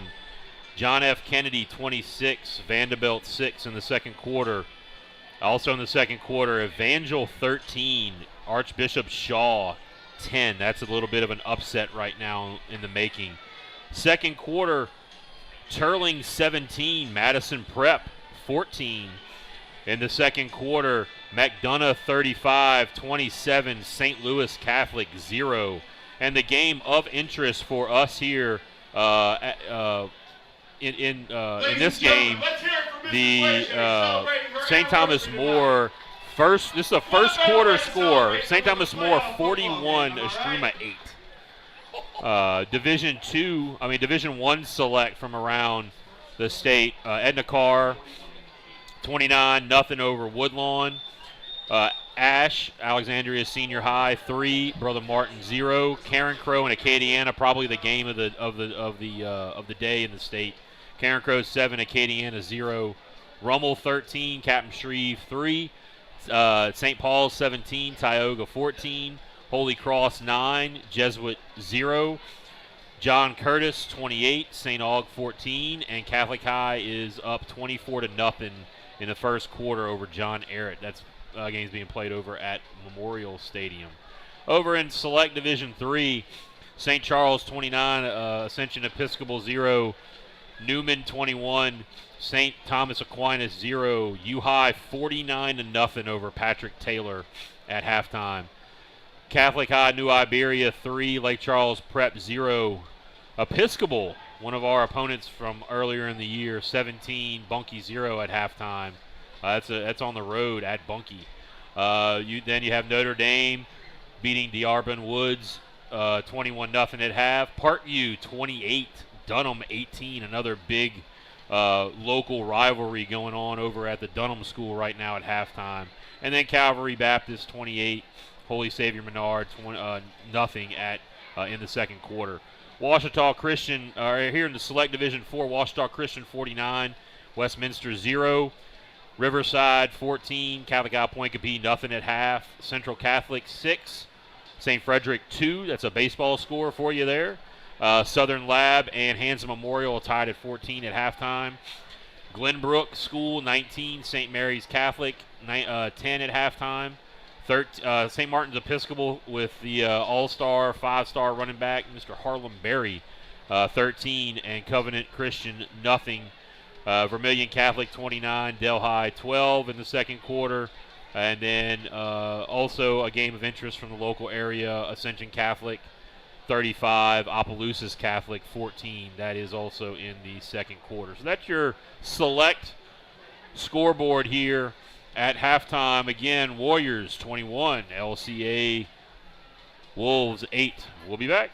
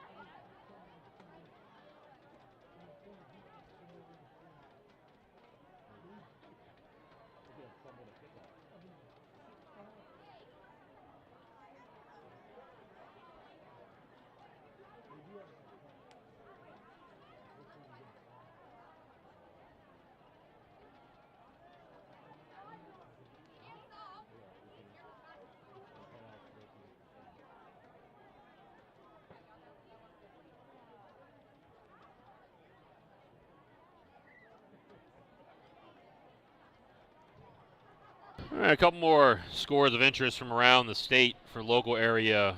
Zachary over Salmon 28-7 in the third quarter. Dutchtown 28, Chalmette nothing at halftime.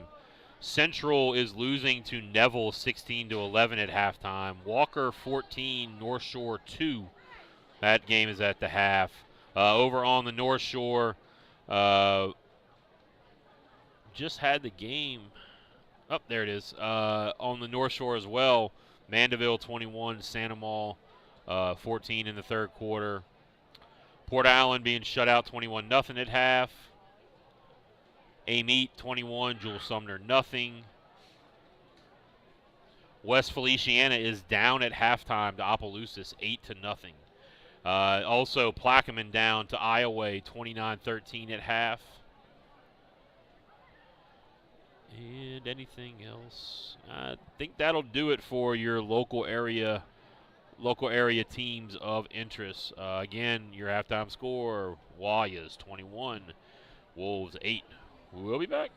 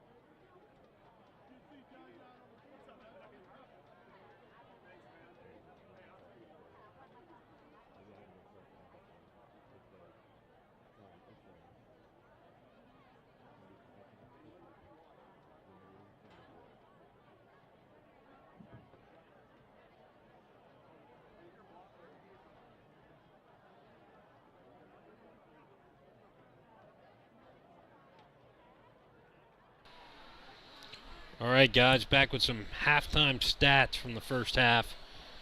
We got Livingston Collegiate 4 first downs to St. Michael's 13. We're out rushing Livingston Collegiate 231-60, so 171-yard delta there. Passing yards 47 for LCA, 20 for St. Michael. They are 2 for 6 through the air. We are 1 for 7. 1 interception for them, 2 for us. 1 fumble lost each. No, 1 fumble lost for them, no fumbles lost for us. Penalty yardage, here's a big one. Penalties. LCA 3 for 51 yards. St. Michael 7 for 77 yards in the first half. Big time penalty yardage. LCA is 1 for 8 on third down. St. Michael is 2 for 5. They are 0 for 0 on fourth. We are 0 for 2. Time of possession was lopsided in St. Michael's favor. Trying to find some individual statistics here. Looks like Avion Johnson had 48 of their first half 60 rushing yards, even being knocked out, I think, in the beginning of the second quarter there. Preston Centino, 8 for 149 and 3 touchdowns on the ground in the first half. Big day from him. John Martinez, 15 carries for 66 yards. Let's see if we got any big-time defensive stats. We won't get those till the end of the game. Yeah, so, I mean, what stands out to me from the first half statistic-wise is statistically the Warriors are dominating this game on the ground. Yep. We made a couple of mistakes early in the game. I think Centino was a little bit, his process was a little bit sped up, something that we haven't seen all year. He made a couple of mistakes. Then penalty yards are just absolutely killing us. We've got to be able to clean that up. this is really the first game that I've seen us really just get heavily penalized. Now, I don't know if that's a result of not playing for a couple of weeks. I don't know if that's a result of, this is a different crew. Maybe these guys from down the bayou throw a few more flags. Maybe we're just straight up making more penalties. I mean, there were a few of them were quite warranted, but I think there was a couple that were missed in the first half. But we got to clean that up. That's just the gist of it. And one drive in particular, I think it was early in the second quarter, maybe mid in the second quarter, you had, I think it was 2 or 3 large penalties back-to-back after a couple of big runs from Centino where you felt like, hey, we're moving the football right now. I believe it was 13-8. Yep. It was an opportunity to go Block up in the 2 back, scores. We get the block in the back. unsportsmanlike. We get the unsportsmanlike. And it just kills a drive. And I feel like we've had a couple of games this year where you lose a drive because of that, and it just felt like, hey, that drive imploded. It was going somewhere, and it imploded. And that was our drive. Hopefully we minimize that in the second half. You're still up 2 scores. Your defense has kind of made some plays to keep you in this thing. And offensively, Preston Centino has been able to just, they bust open some runs. They scored on a 1-yard drive. Yep. That was after an interception thrown that got tipped. They got tipped. And they ran it back to the half-yard line. I mean, the pass wound up being thrown from about the 6-yard line after a big loss on the play before that. But I mean, that was a 1-yard drive for their lone score. You take out that mistake, which I mean you can't. I know you can't take those away, but you eliminate that in the second half, and you eliminate some of the penalties in the second half. And this game should be a 4 or 5 score game. Yep. Coming down to the end. Right now, it's a 2-score game. Warriors are up 21-8. I think if you are the Warriors, despite the turnovers, despite the penalties, I think you got to feel good. Like, those are 2 things you can absolutely control. Like, you can control not turning the ball over. You can control not getting unsportsmanlike stupid penalties. Yeah. I mean, that one sportsmanlike penalty was on Coach Leger for defending his player. 100%. Was an absolute missed call on the referee's part. I mean, Centino got thrown to the ground after he handed the ball off right in front of the white hat. Didn't throw the flag. But hey, we could sit here and complain about that all night, and it's going to get us absolutely nowhere. But but again, if you're St. Michael, you are feeling like you're in a good spot. I mean, over there on the other side for Livingston Collegiate Academy, they lost their quarterback in the first half. I don't know if he's going to come back out.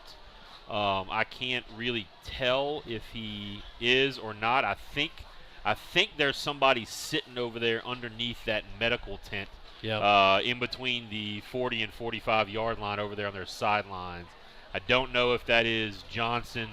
It probably is. It looks like he's sitting up on a table just kind of with his legs hanging down. So it's probably going to be Thompson as your quarterback. They tried to throw the ball one time with him. He threw an interception. The one thing that's happened for LCA is they've made some bad snaps in some really key situations. So you don't want to rely on that if you're St. Michael, but heck, if you get them in those heavy pressure situations, that there's that opportunity. If you can get a couple more turnovers, then you're sitting in a really, really nice spot if you're the Warriors. You come out on defense first. I think you gotta protect against the best play for LCA today has been the quarterback run. Yep. That's been by far the best play for them. And so if you're the Warriors, you got to come out really sort of key on that and just try to get a stop here, get the ball back, and make this a 3-score game. Yeah, I think you're absolutely right. They're going to get the ball here to start the second half. I think kind of the point of emphasis, like you talked about, this quarterback in particular that's come in relief of Johnson, number 4, Devon Thompson. If you can force a stop here early when they get the ball at the start of the third quarter, come back, stretch this thing out to a 3-possession game with a good drive from your offense, I think you're putting them behind enough to where you're going to force them at some point to start almost exclusively going to the air. And I think that's kind of the key here is can you pile on, can your defense hold and your offense pile on one more score as we get deeper into this third quarter and force them to go to the air because, like you talked about, the sample size is small for this guy, but it's 0 of 1 for a pick. And here come the St. Michael Warriors out to the sideline to get the second half rolling. LCA still in the end zone. So it's time to see what the what the adjustments are by both teams in the second half, and see what can happen here.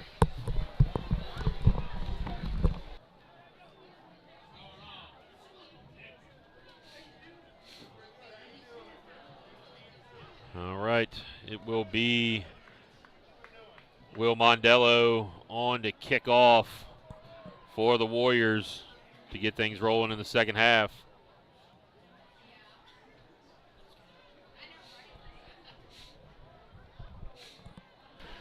So, Jeff, I think, if you're looking back, we hadn't really talked about this a whole lot, but play of the first half.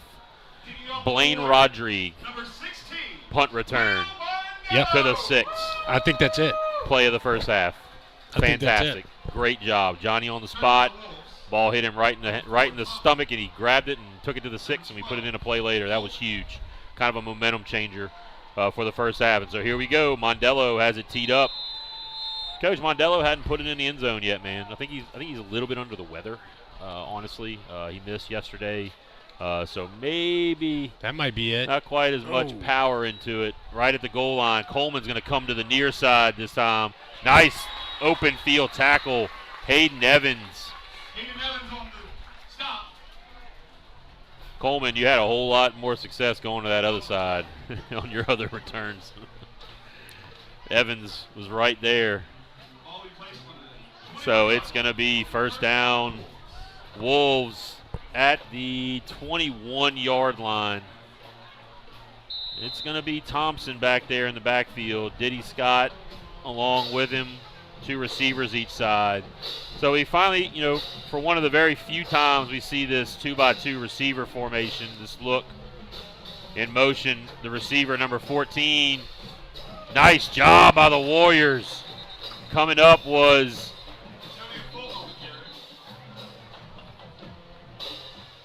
I think that was Knox Poirier that came up and made that play. That's number 14, Antonio Fulton on the little tap pass.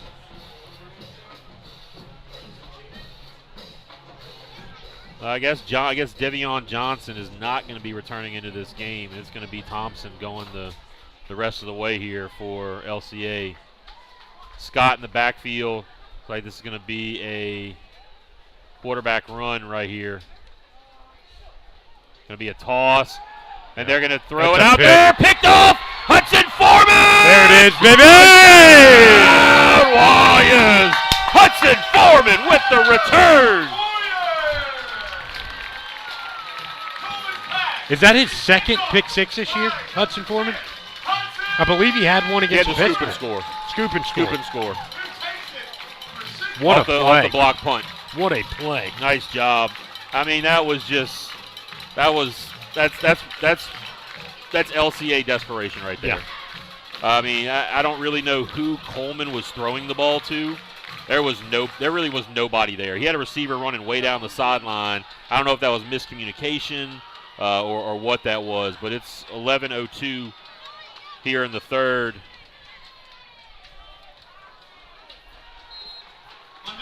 Mondello's kick is up, and it is true. So with 11:02 left to go in the third, Warriors 28, LCA 8. We'll be back.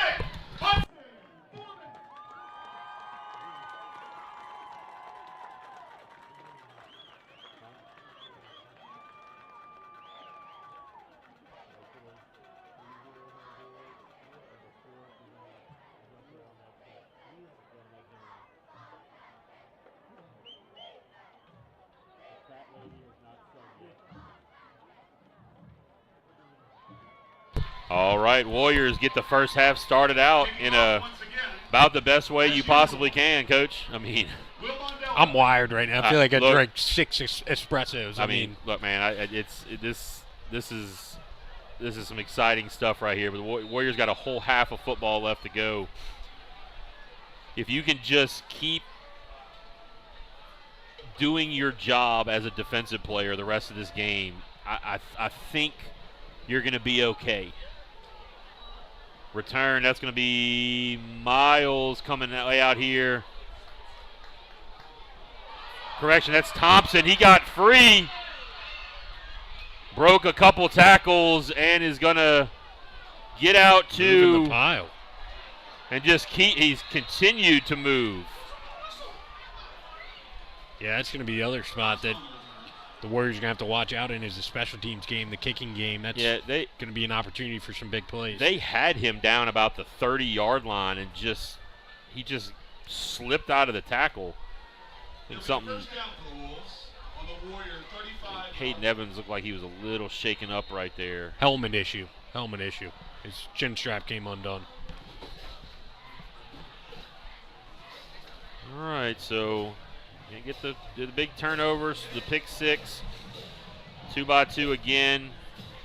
Thompson in the backfield. Thompson's just trying to do this all himself, man. I think that's what it's going to kind of come down to is Thompson trying to make plays. They're going to try to pass. Thompson from behind. Naps didn't give up on the play. The sack. Naps kind of ran past him and just retraced his steps and tracked him down from behind. Coach, I don't know why Thompson just didn't tuck that thing after he escaped it and just straight up take off. I'm with you. So bunch set out here. See if they run that toss to Scott. Nope, they're going to run the quarterback sweep out this way. Thompson. And a penalty flag is thrown over here. I don't know what this is going to be on. What could this possibly be? Holding on LCA. That's all right. You had Foreman and Scott on the ground. Foreman wound up on top of Scott. I don't know. I guess Scott must have just pulled him down. Scott's going to go off the field. So let's see what the – no, they have number 9, the outside linebacker, Kyrie Gibson, in the game as Scott came off the field. The penalty is going to be declined by the Warriors. Going to bring up a 3rd and 8. So 2x2 again.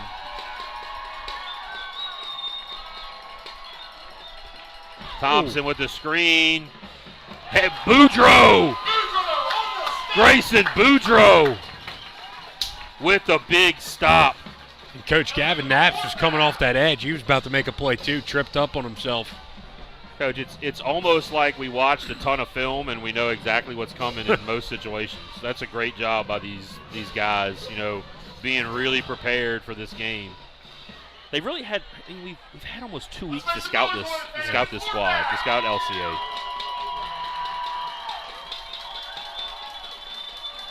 Dropping back, he's gonna just heave it up. Landry on the coverage and broken up. Intended for Allen. That is gonna be incomplete. It's gonna be a turnover on downs. First down, Warriors.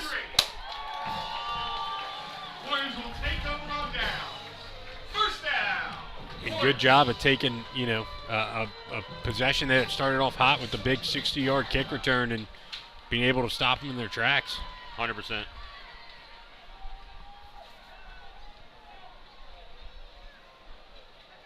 All right, so the Warriors going to come out on offense for the first time. Up 28-8 with 9:17 left to go. Coaches are on the get back squad, telling those guys to back up. They don't want to get another sideline penalty. Martinez gets outside. I love watching him run, Coach. To the 44-yard line. I tell you what, Coach, Johnny McCarty is getting all up in number 8's headspace right now. Yeah, I need to start Sterling watching that. Just gave McCarty a shove after getting just dominated on that block. Handoff, Martinez going to get the first down. First down, Warriors.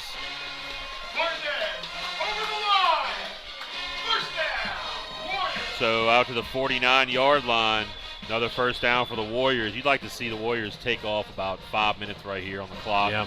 Go down, punch this thing in, make it a 4-score game.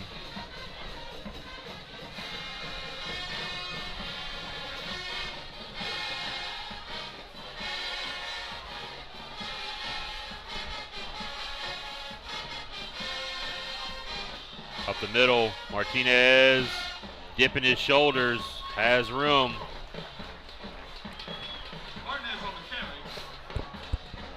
He's going to pick up about 5. Yeah, he got 5 yards. He got down to the 46-yard line into LCA territory.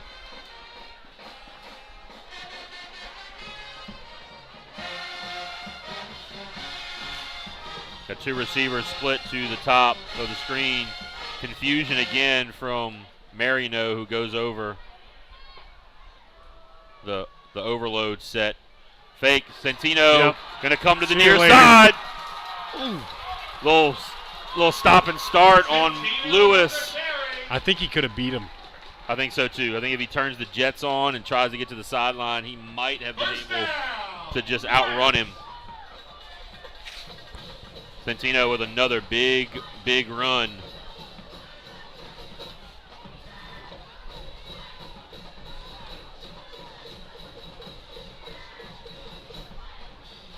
That was a 22-yard run from Centino. 23-yard run. Adding on to that big day on the ground. Martinez just gets tripped up. It's going to be, see where they give him. They're going to, it was Choppa Gooden. Love it. Choppa style. I've been waiting all night long to say that. For that one. Yeah, I've been waiting all night. He gave us a reason to. Waiting all night. It's bad. It's real bad. No, I love it. Loss of 1, Martinez.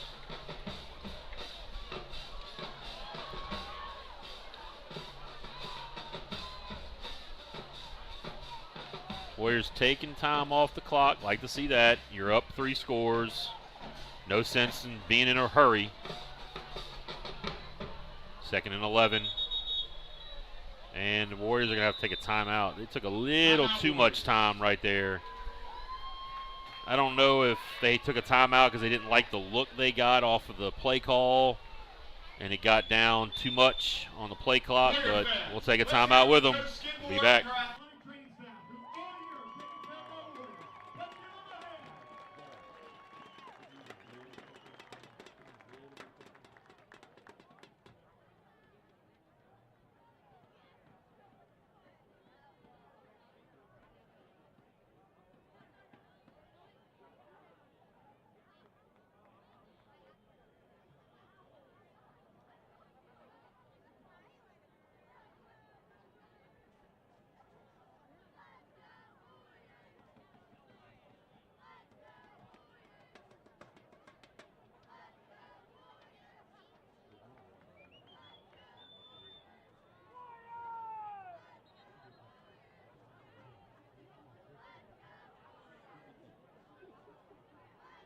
And we are back. Warriors have it 2nd and 11. And that timeout right there, you just want to, if you're the Warriors, you want to make sure you're in a good play. You don't want to put yourself in a bad situation, being in something that you really don't trust. Martinez up the middle, going to get just a couple. Only picked up 2 yards, so it's going to put him in a 3rd and 9, 3rd and long.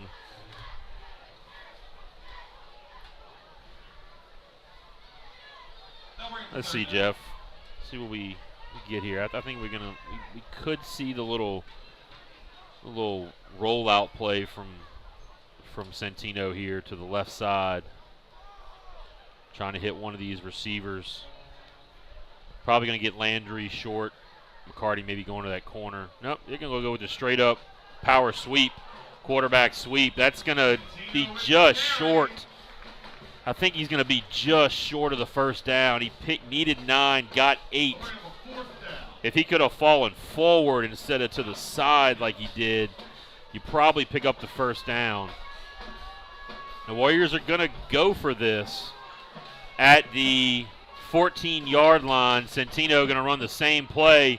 He's got plenty, and he's going to go ahead and take it in. Touchdown, Warriors. Love it. Boom. Man, oh man. Yes, sir. Rolling into the end zone from 14 yards out. They needed one. He got 14. 5:03 left to go in the third. And he called his own number, too, Coach. He was signaling back to the sideline. Give it to me again. Just feed me. Just the whole feed me. Yep. So here comes Mondello on to kick it. It's up. A little bit of a line drive, and it is good. So 5:03 left to go in the third. Warriors 35, LCA Wolves 8. We'll be back.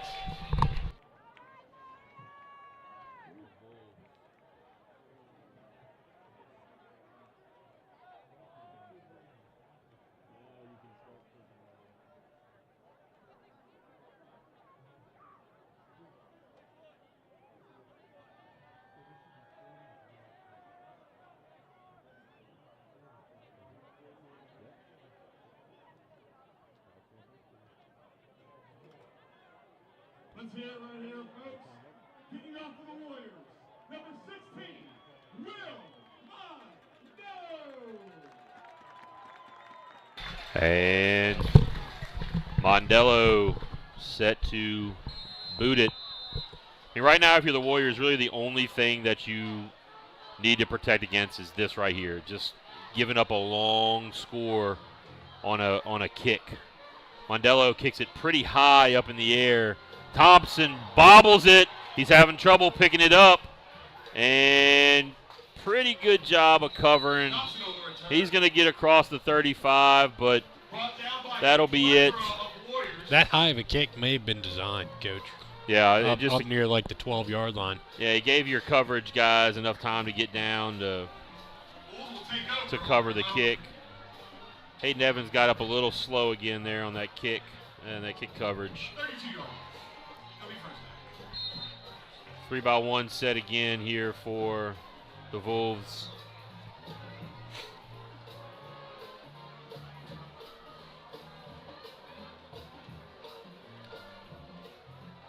Straight drop back. They're going to throw the out route to Coleman. Puts a little move on and goes out of bounds at the 40-yard line. Marino was there, picked up 8.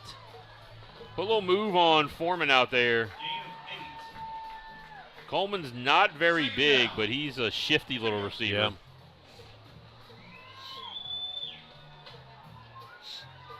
Just threw the simple little out route. It was a long throw, Yeah, too, from Thompson. Outside of the numbers.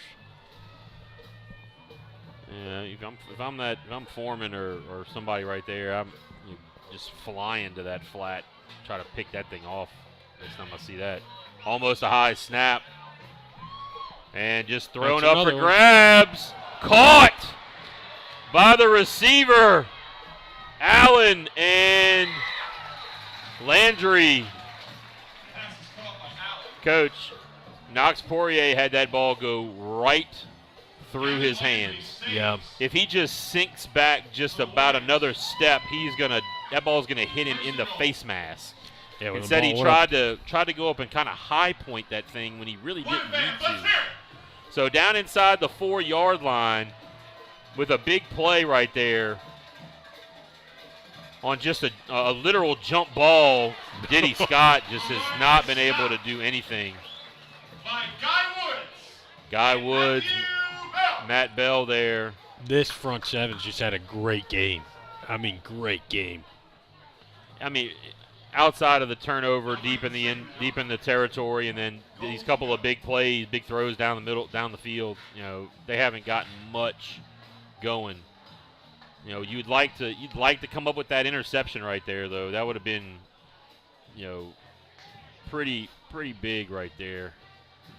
Thompson's gonna roll. There's Boudreaux. Takes him down. Boudreaux. Wow. Guy Woods there and Richard. I mean, Grayson Boudreaux came flying through the middle of that line with his hair on fire. He was shot out of a cannon coming through there. For a second, it looked like he was just going to take the football from him. I know. Back to the 15-yard line. So they were at the 4. Now they're back to the 15. You just got to here comes – this is going to be a jump ball. Yep. It's going to be a jump ball or a scramble or an ad-lib play. Yep, big guy up They're top. going to throw it up the middle, and Poirier. Nice job by Poirier. Allen thought he had it. He did have it. Poirier came in with the big hit. So it's going to be 4th down at the 15. They're gonna bring in their other quarterback. Courtney, Tennessee. Courtney, Tennessee. I mean, Jeff, we just keep adding to the Mount Rushmore of names. I've never heard that as the last name ever. That's what's on the thing. This ball's going to Thompson right here. Yeah, it is. This little bracket coverage. Oh, ball way over the head. And it's tracked down by the quarterback. Hayden Evans was there as well. Or rather, Gavin Knaps. That is going to be turnover on downs. First down all the way back at the 35-yard line. They lost 15 yards on that. Again, Jeff, another huge play in the game, and that ball went 5 yards over the quarterback's head. Yeah, and again, just like last drive, they get one big play to set them up in good territory, plus territory, and they just can't do anything with it, and the Warrior defense clutches up again. Centino back out there for the Warriors. 2 receivers each side. DeStefano was trying to signal to Centino that nobody was covering me. Finally, somebody went out there with Martinez. 9 yards to the 44. Martinez got to be knocking on the door of 100 yards here today, too.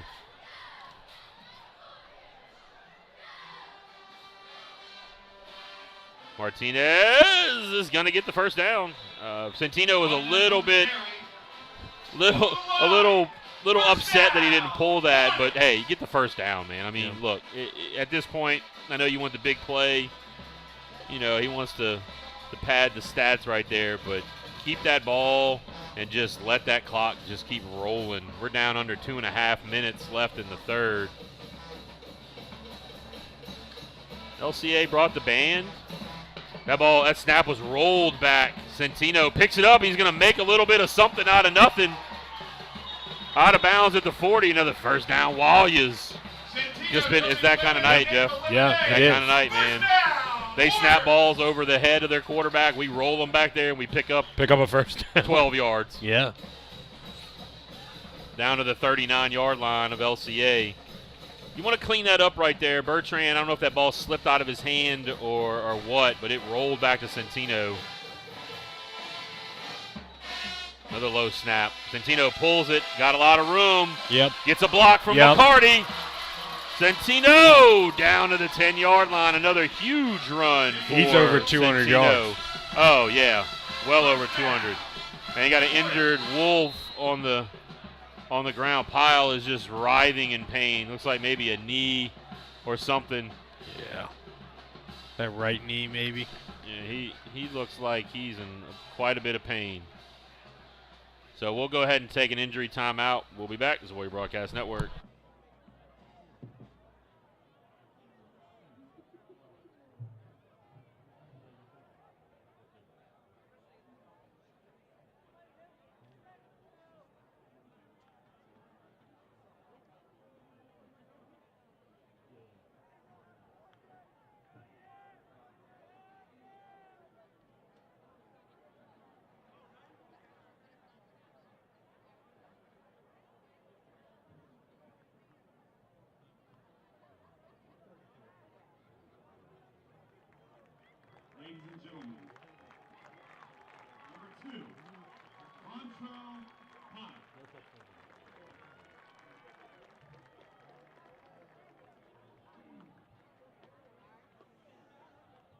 That was number 2, Montrell Pye, ladies and gentlemen, gets up. He's walking off pretty gingerly.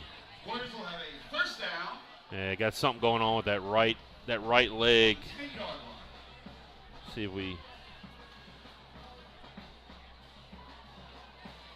Centino took a pretty decent shot right there. He had, I think that was Lewis that came from the inside, came and caught him on the side, on his right side. You want to be careful. Don't take those unnecessary hits. Centino, I don't know if Centino ever played baseball as a youngster, but maybe a slide right there might be a good option. Don't want to take those big hits.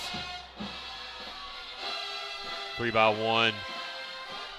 Coach, that's about the widest 3-by-1 set I think I've seen in a long time. Yeah. I mean, the number 3 receiver is on the hash. They're going to run this way. Centino just a lot of room. Touchdown, Warriors. Touchdown. Number 5 on the day for Centino. He has housed every offensive touchdown on the board for the Warriors. 131 in the third. It's 41-8. Jeff, I'm gonna make this statement, and this is in no way, shape, or form, putting down, but it looks like LCA just gave up on that play. Yeah. I mean, that nobody really pursued. The end on this side kind of took a little bit of a run up the field. The receiver kind of played patty cake with McCarty. I mean, the corner played patty cake with McCarty, and nobody tried to even come from the inside. They just let Centino run into the end zone for his 5th touchdown. And ever since the first touchdown of the second half, there's been no life on the LCA side. No, yeah, it's been pretty rough over there for those guys. But look, if you're LCA, you can absolutely take and just know that you won your first playoff game in history last week. You made it to the second round of the playoffs. Yep. You got a really, really, really young team. Most of the guys out here making plays are sophomores, and there's some freshmen out there. So this is an LCA. You could see this LCA team right back in this same place in the playoffs for the next 2 years. Yeah. I mean, they got some guys that can go, man. Thompson is a good-looking athlete. Diddy Scott, Avion Johnson, when he was playing quarterback, I mean, looked efficient. I hadn't seen him on film at all, man, and he looked like he was rocking and rolling as a quarterback, and that was a spot that, looking at them on film, I really didn't see them have a true quarterback. On the on film, but Johnson came out and had a pretty good game going until he got hurt.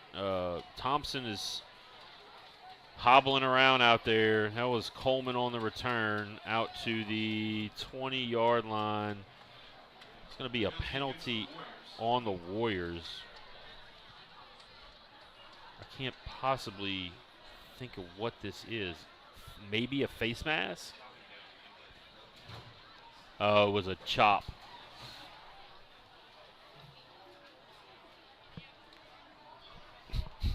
Wolves will get the ball on the 35-yard line.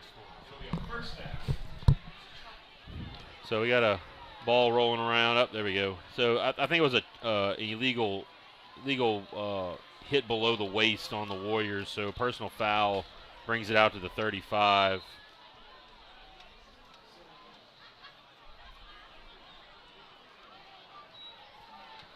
Throw outside. Coleman. Nice job by Hudson Foreman of forcing that thing back inside. Brought down by 48 and Foreman. On a really, really shifty back.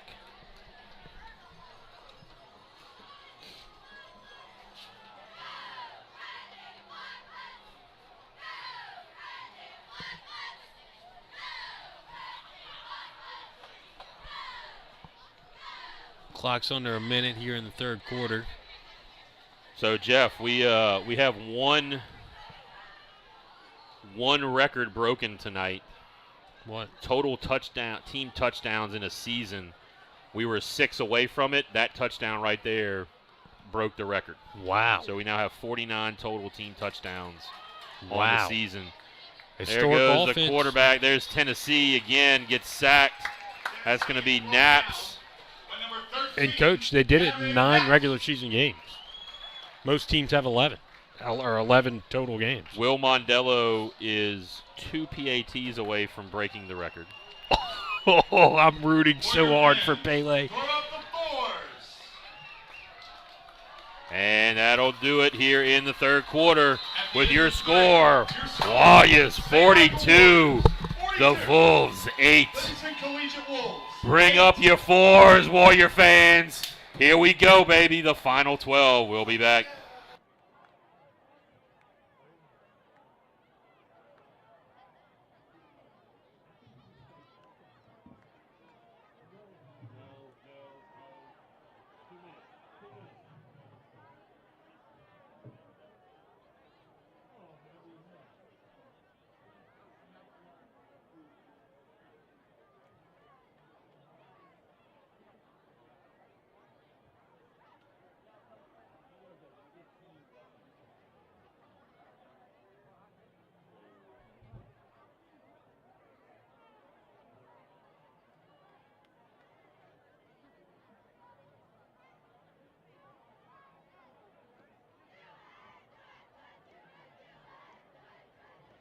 Resuming play.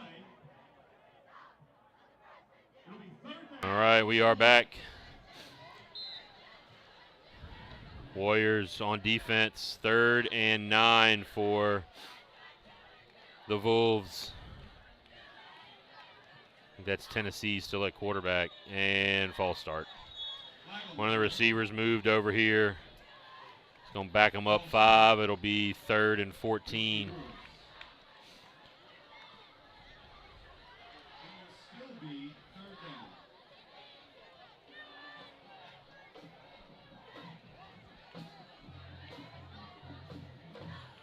So 3rd and 14 back at the 31-yard line.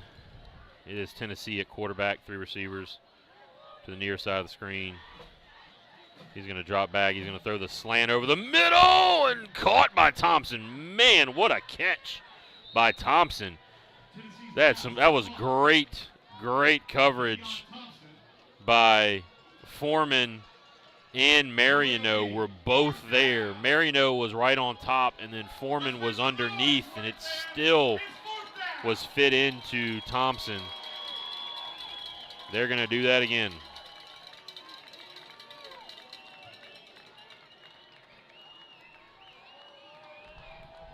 And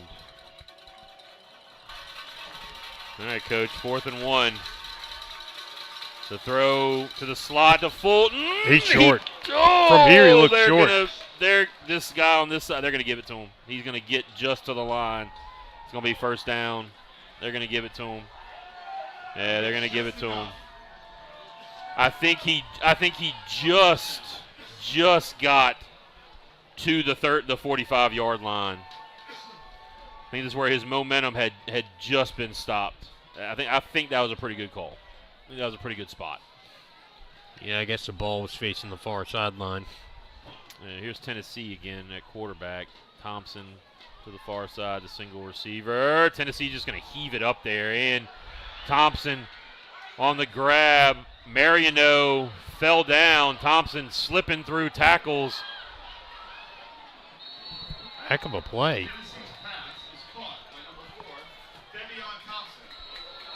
And a flag. Oh, come on, guys. Don't be. There's just no need for it. It's going to be a 1st down after a big play to Thompson. Dead ball, personal foul on the Warriors. Marino and Foreman are both coming off the field.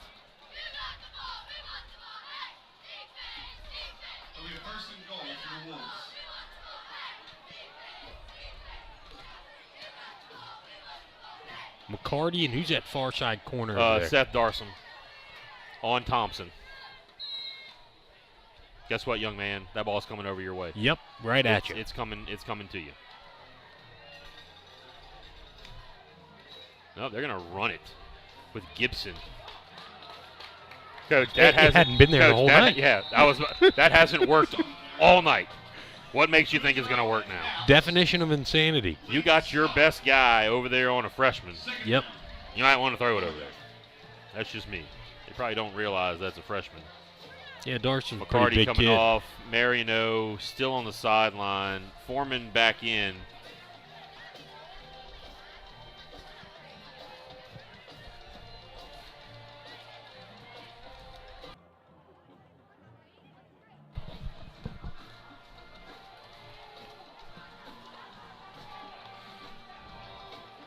They're going to throw it up. Thompson went high, pointed it over Darsom for the touchdown.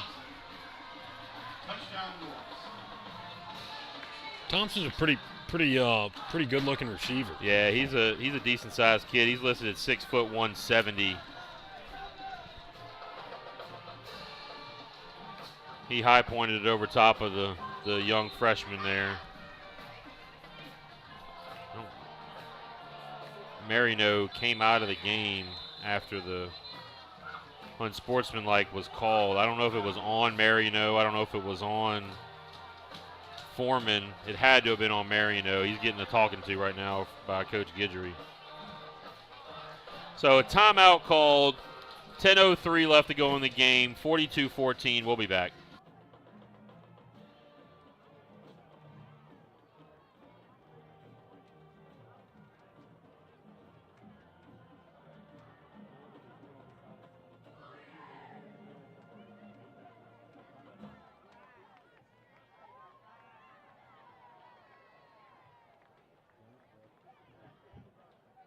Resuming play.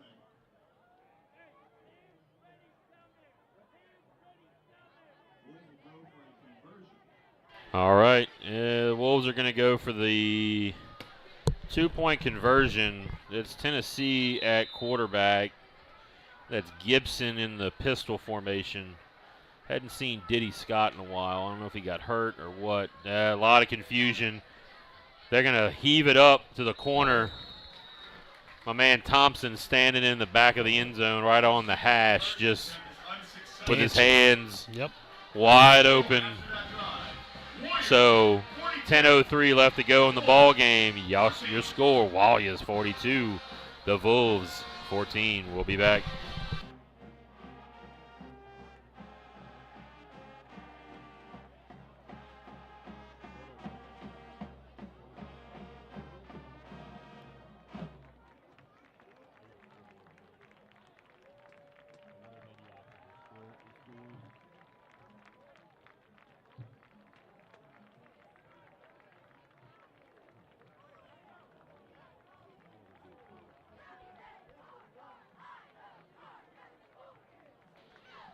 All right, we are back. It will be Alberts is coming off the field. He's not going to be the kicker. They're going to go with the onside kick.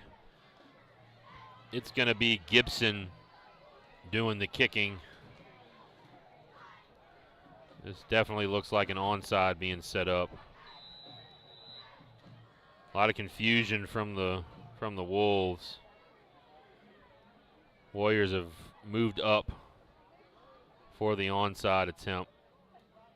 A pretty good onside kick right there. Seth Darsom falls on it at the 50-yard line. So Warriors will have it first down at the 50, up 42-14.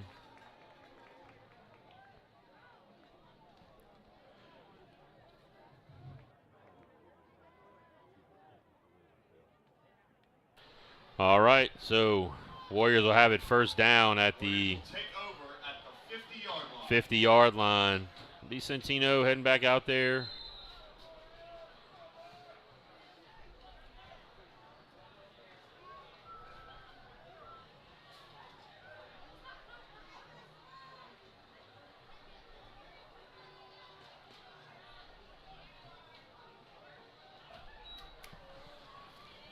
Up the middle. Martinez. So a little update from the potential matchup in the quarterfinal round next week. St. Thomas More 57, Estruma 8 in the third quarter. So it looks like St. Thomas More is going to run away with that one. And if the score holds true here with 9:40 left, we will be making the trip across the Atchafalaya to Lafayette, Louisiana to take on St. Thomas More next Friday. Still got 9:18 left in this ball game. Warriors just got to control the football right here. Martinez has a lot of room to run. He gets down to the 30-yard line. Big carry for Martinez. About 17 yards on that carry. That's got to put John over 100 yards on the day. Centino with 5 touchdown runs. Well over 200 yards rushing. Martinez over 100 yards rushing.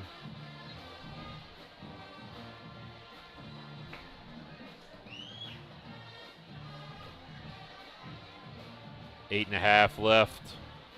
Warrior ball on the 30-yard line. We're just letting the clock tick.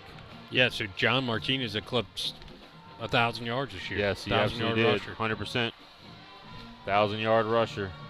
And Martinez is going to pick up just a couple right there. 2-yard gain to down to the 28-yard line.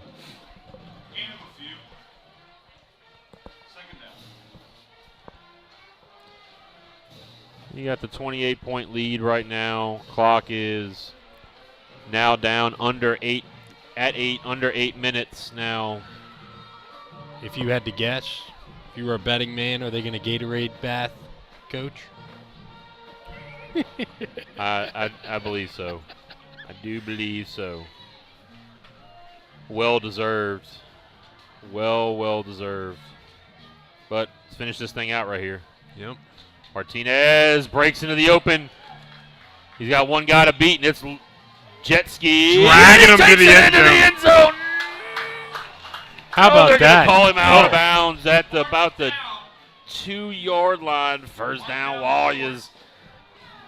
They're going to mark him at the 1. Oh, man. What a run, too. Martinez just put his shoulder down and drove jet ski about 9 yards. Jet ski. Coach. Glad you got to say that one, too. You got to give it to him. Yeah. You got to give it to him. Yeah. Jet ski, Choppa, Diddy. It's all time. Mr. Tennessee. Courtney, Tennessee.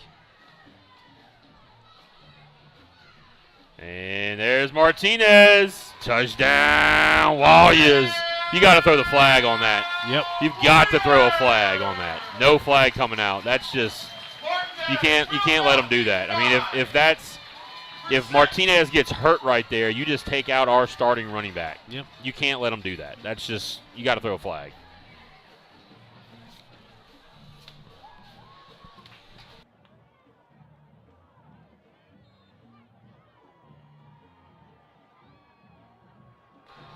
So it's going to be Ben Jones on to kick the extra point, not Mondello.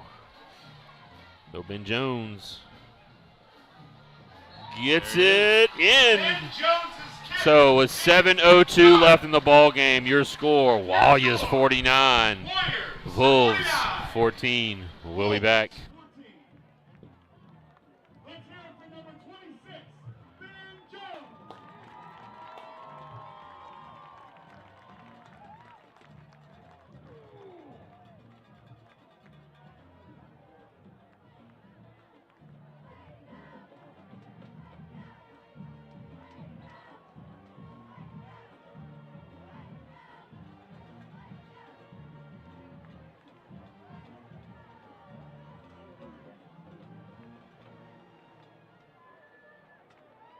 Ladies and gentlemen, kicking off for your Warriors.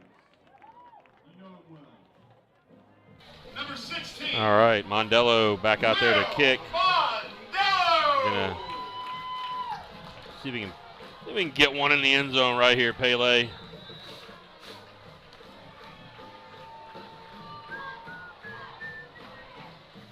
You know, it really, it's something that, I'll make the point here in a second. It's going to be jet ski. And he's out over the 30. But the point I was about to make, it's one thing to, be able to be a high school football team and have a special teams that operates as well as especially when it comes to PATs. Yep. It's one of the most overlooked things, especially in high school football. Being able to pretty much know you're going to be automatic. Yep. I mean, that's huge. I think we're 40 for 43 now. I think we've missed two. We missed two PATs. Crazy. And that's going to be a fault. They're going to be offsides. Yep. I think that was Bell. To that point, Coach. A little fast. You saw all year long a lot of teams that we played that just from the get-go of the game just said we're going for two every. There's no operation at all. There's no operation on the execution on the punt and on the extra point. And that adds up when you're putting up 4, 5, 6 touchdowns a game. Yep. So, 1st and 5. Courtney, Tennessee, your quarterback. Throw the little now screen to Coleman. Evans trips him up. Noah Singleton coming back out there. Hayden Evans going to come off the field. Looks like he's a little shaken up. Yeah, you want to make sure he's fully ready to go next week. McCarty going to head out there.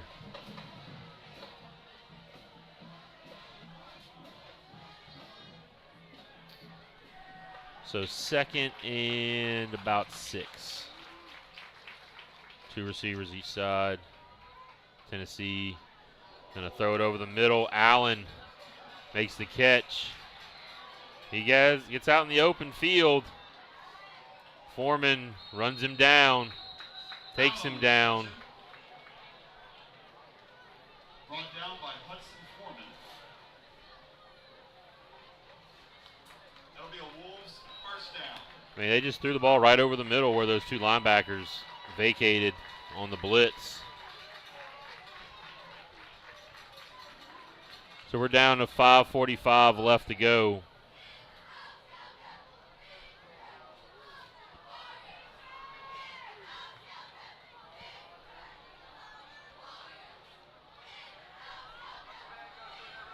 The screen to number 22.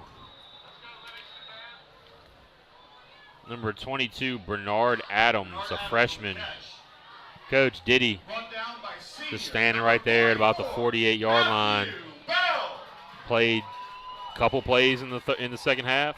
Yep. And hadn't been back in the game. They're starting running back.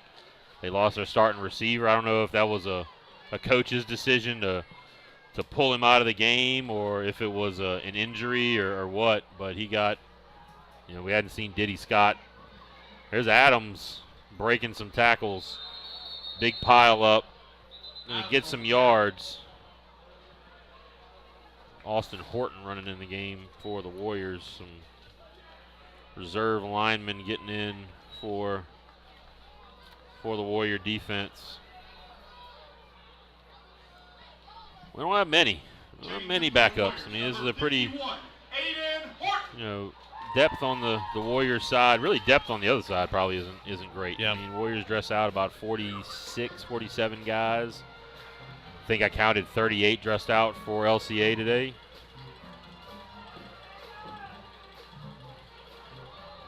Oh, McCarty almost. McCarty saw the end zone.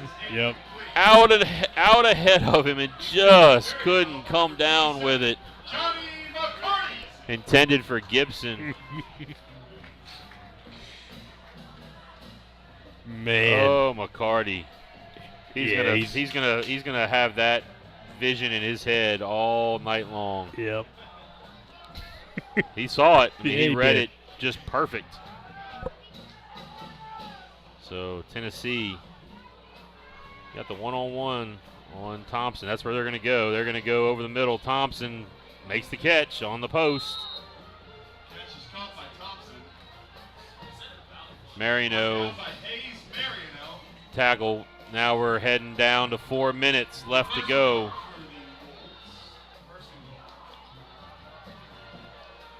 Thompson's going to have to come out of the game, I think. Is that Thompson limping off the field over there?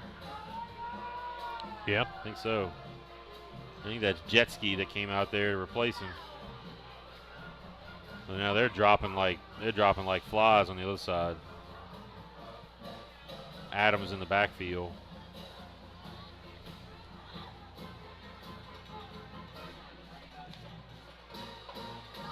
Blitz, and Bell gets home. Big loss. A sack. Matthew Bell was like a heat-seeking missile. Great play. Just in there looking for Tennessee Second down. all the way back to the 13-yard line. We're now going to be under 3 minutes when this ball is snapped. Jeff, in 1 minute, I told you we could start talking about it. You did. I told you 1 minute we can start talking about it. Told me 2 minutes left. Yep. Can't wait. Tennessee just heaves it up. Picked by Gavin Landry. Can we start talking about it? First playoff win, baby! Go! Oh, yeah! Landry with the interception. Coach, we are witnessing school history right here. We are about to secure the first playoff win in school history. And I can tell you what, I can't think of anybody better to be on the sideline to coach this victory than Warrior alum Zach Leger. Yeah, I mean, Again, I've said this a lot. He's a guy that I've known since he was in middle school. Yep. Way back at St. Jude's. Known him for a long, long time.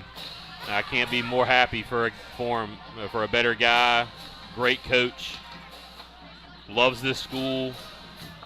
Brock Hamilton going to hand it off to Brody Knapp. Knapp goes outside and run out of bounds. But, I mean, this means a lot. This would mean a lot to any coach. Yeah. But it means even more to Coach Leger. Yeah, an alumni, and I think he was, class of 2003, 2004? 2003. So somebody that's been around the program for almost 25 years, Coach. He was. He left the year before we won the first district championship. Yep. You know, so just somebody that has kept up with St. Michael football for literally a quarter of a century. He joined the staff 2 years after the 9-1 season. Yep. You know, and for him to be able to get this first playoff victory, I know it is something that he's been thinking about for a long, long time. And all these guys, and a helmet just goes flying. And there's no flags. There's not a single flag on the field. And a helmet just went flying 15 yards. What is going on? That's unbelievable. So, Doug Kelly going to come in. And I know we talked about it earlier, but big shout out to Coach Leger. He put together just a great staff. I mean, really, top to bottom. Yep. These guys, all these guys deserve credit. Put in a lot of hard work. I mean, Coach Guidry's been here the 3 years. Coach Guidry, Coach Kling, Coach Langlois, Coach Leachman have all been here for 3 years with Coach Leger on this staff. And I mean, it's been well deserved. Coach Ardoin joined about halfway through a couple years ago as well. Coach Corey Mastretta, Coach Corey Robinson, Coach Jones, and all those guys. Man, this is crazy, Coach. I'm like, can't believe this is real. Coach, it's happening. We're gonna tick down under I'm like a minute. watching the clock. Finally gets off. Oh, almost. Mondello Great boot. bangs one. Just smoked that ball. It's going to roll all the way down. And they got him. They got him. They got Coach Leger with the ice bath. I think I would have liked to have seen that a little bit, a few more minutes, but you know what? Hey. Wow. Not sure how Coach will feel about that one, but I'm sure he'll. I'm sure in 58 seconds it's going to be all right. Fine. Yeah, it'll be all right. It'll be all right.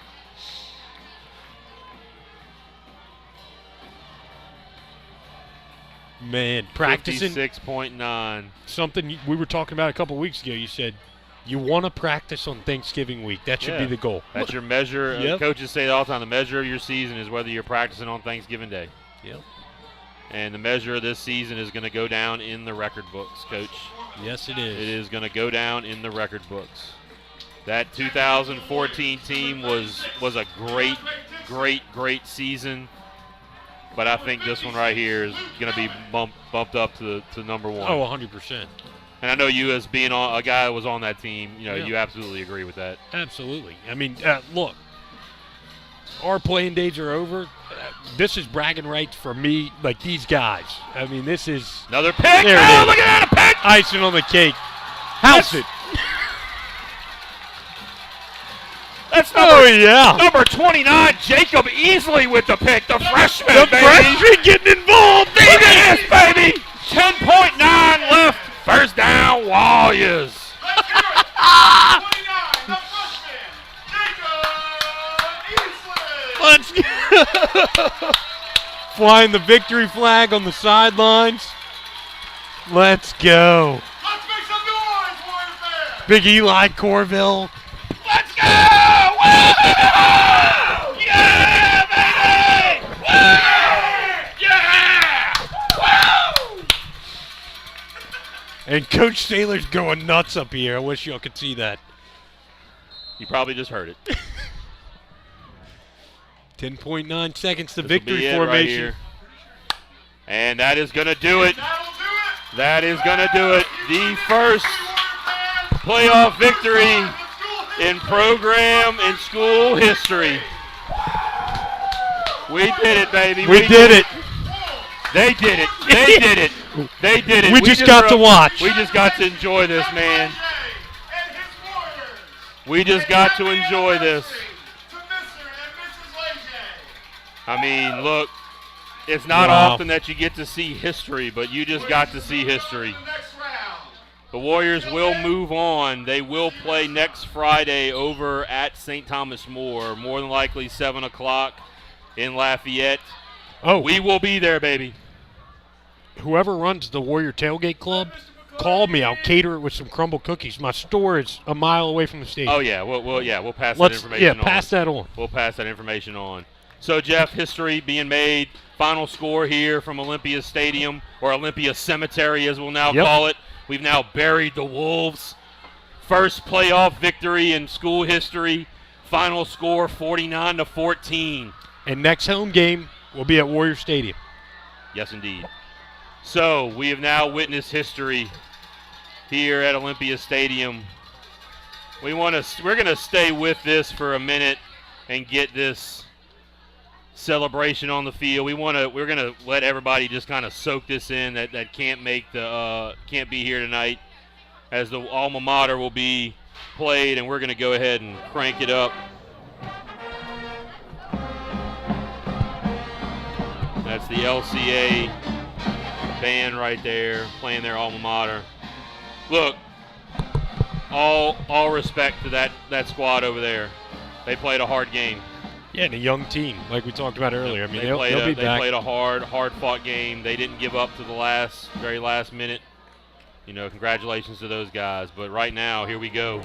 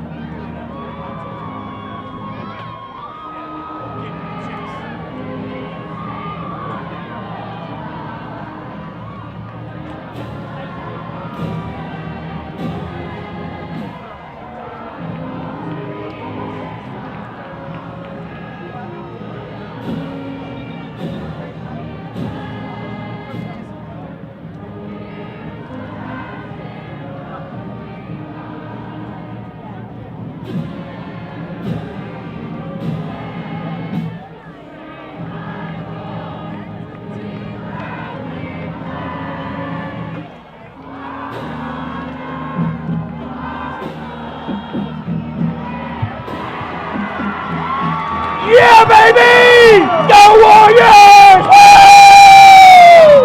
Yeah! And there you go. There you go, the alma mater. Again, on behalf of myself, Coach Craig Saylor, voice of Warrior Athletics, my partner in crime, class of 2015, Jeff Vaccaro, on behalf of cameraman Don Wynn, Riley Sanders, producer Miss Brittany Watkins, we want to wish you, as always, good night, God bless, and go Warriors!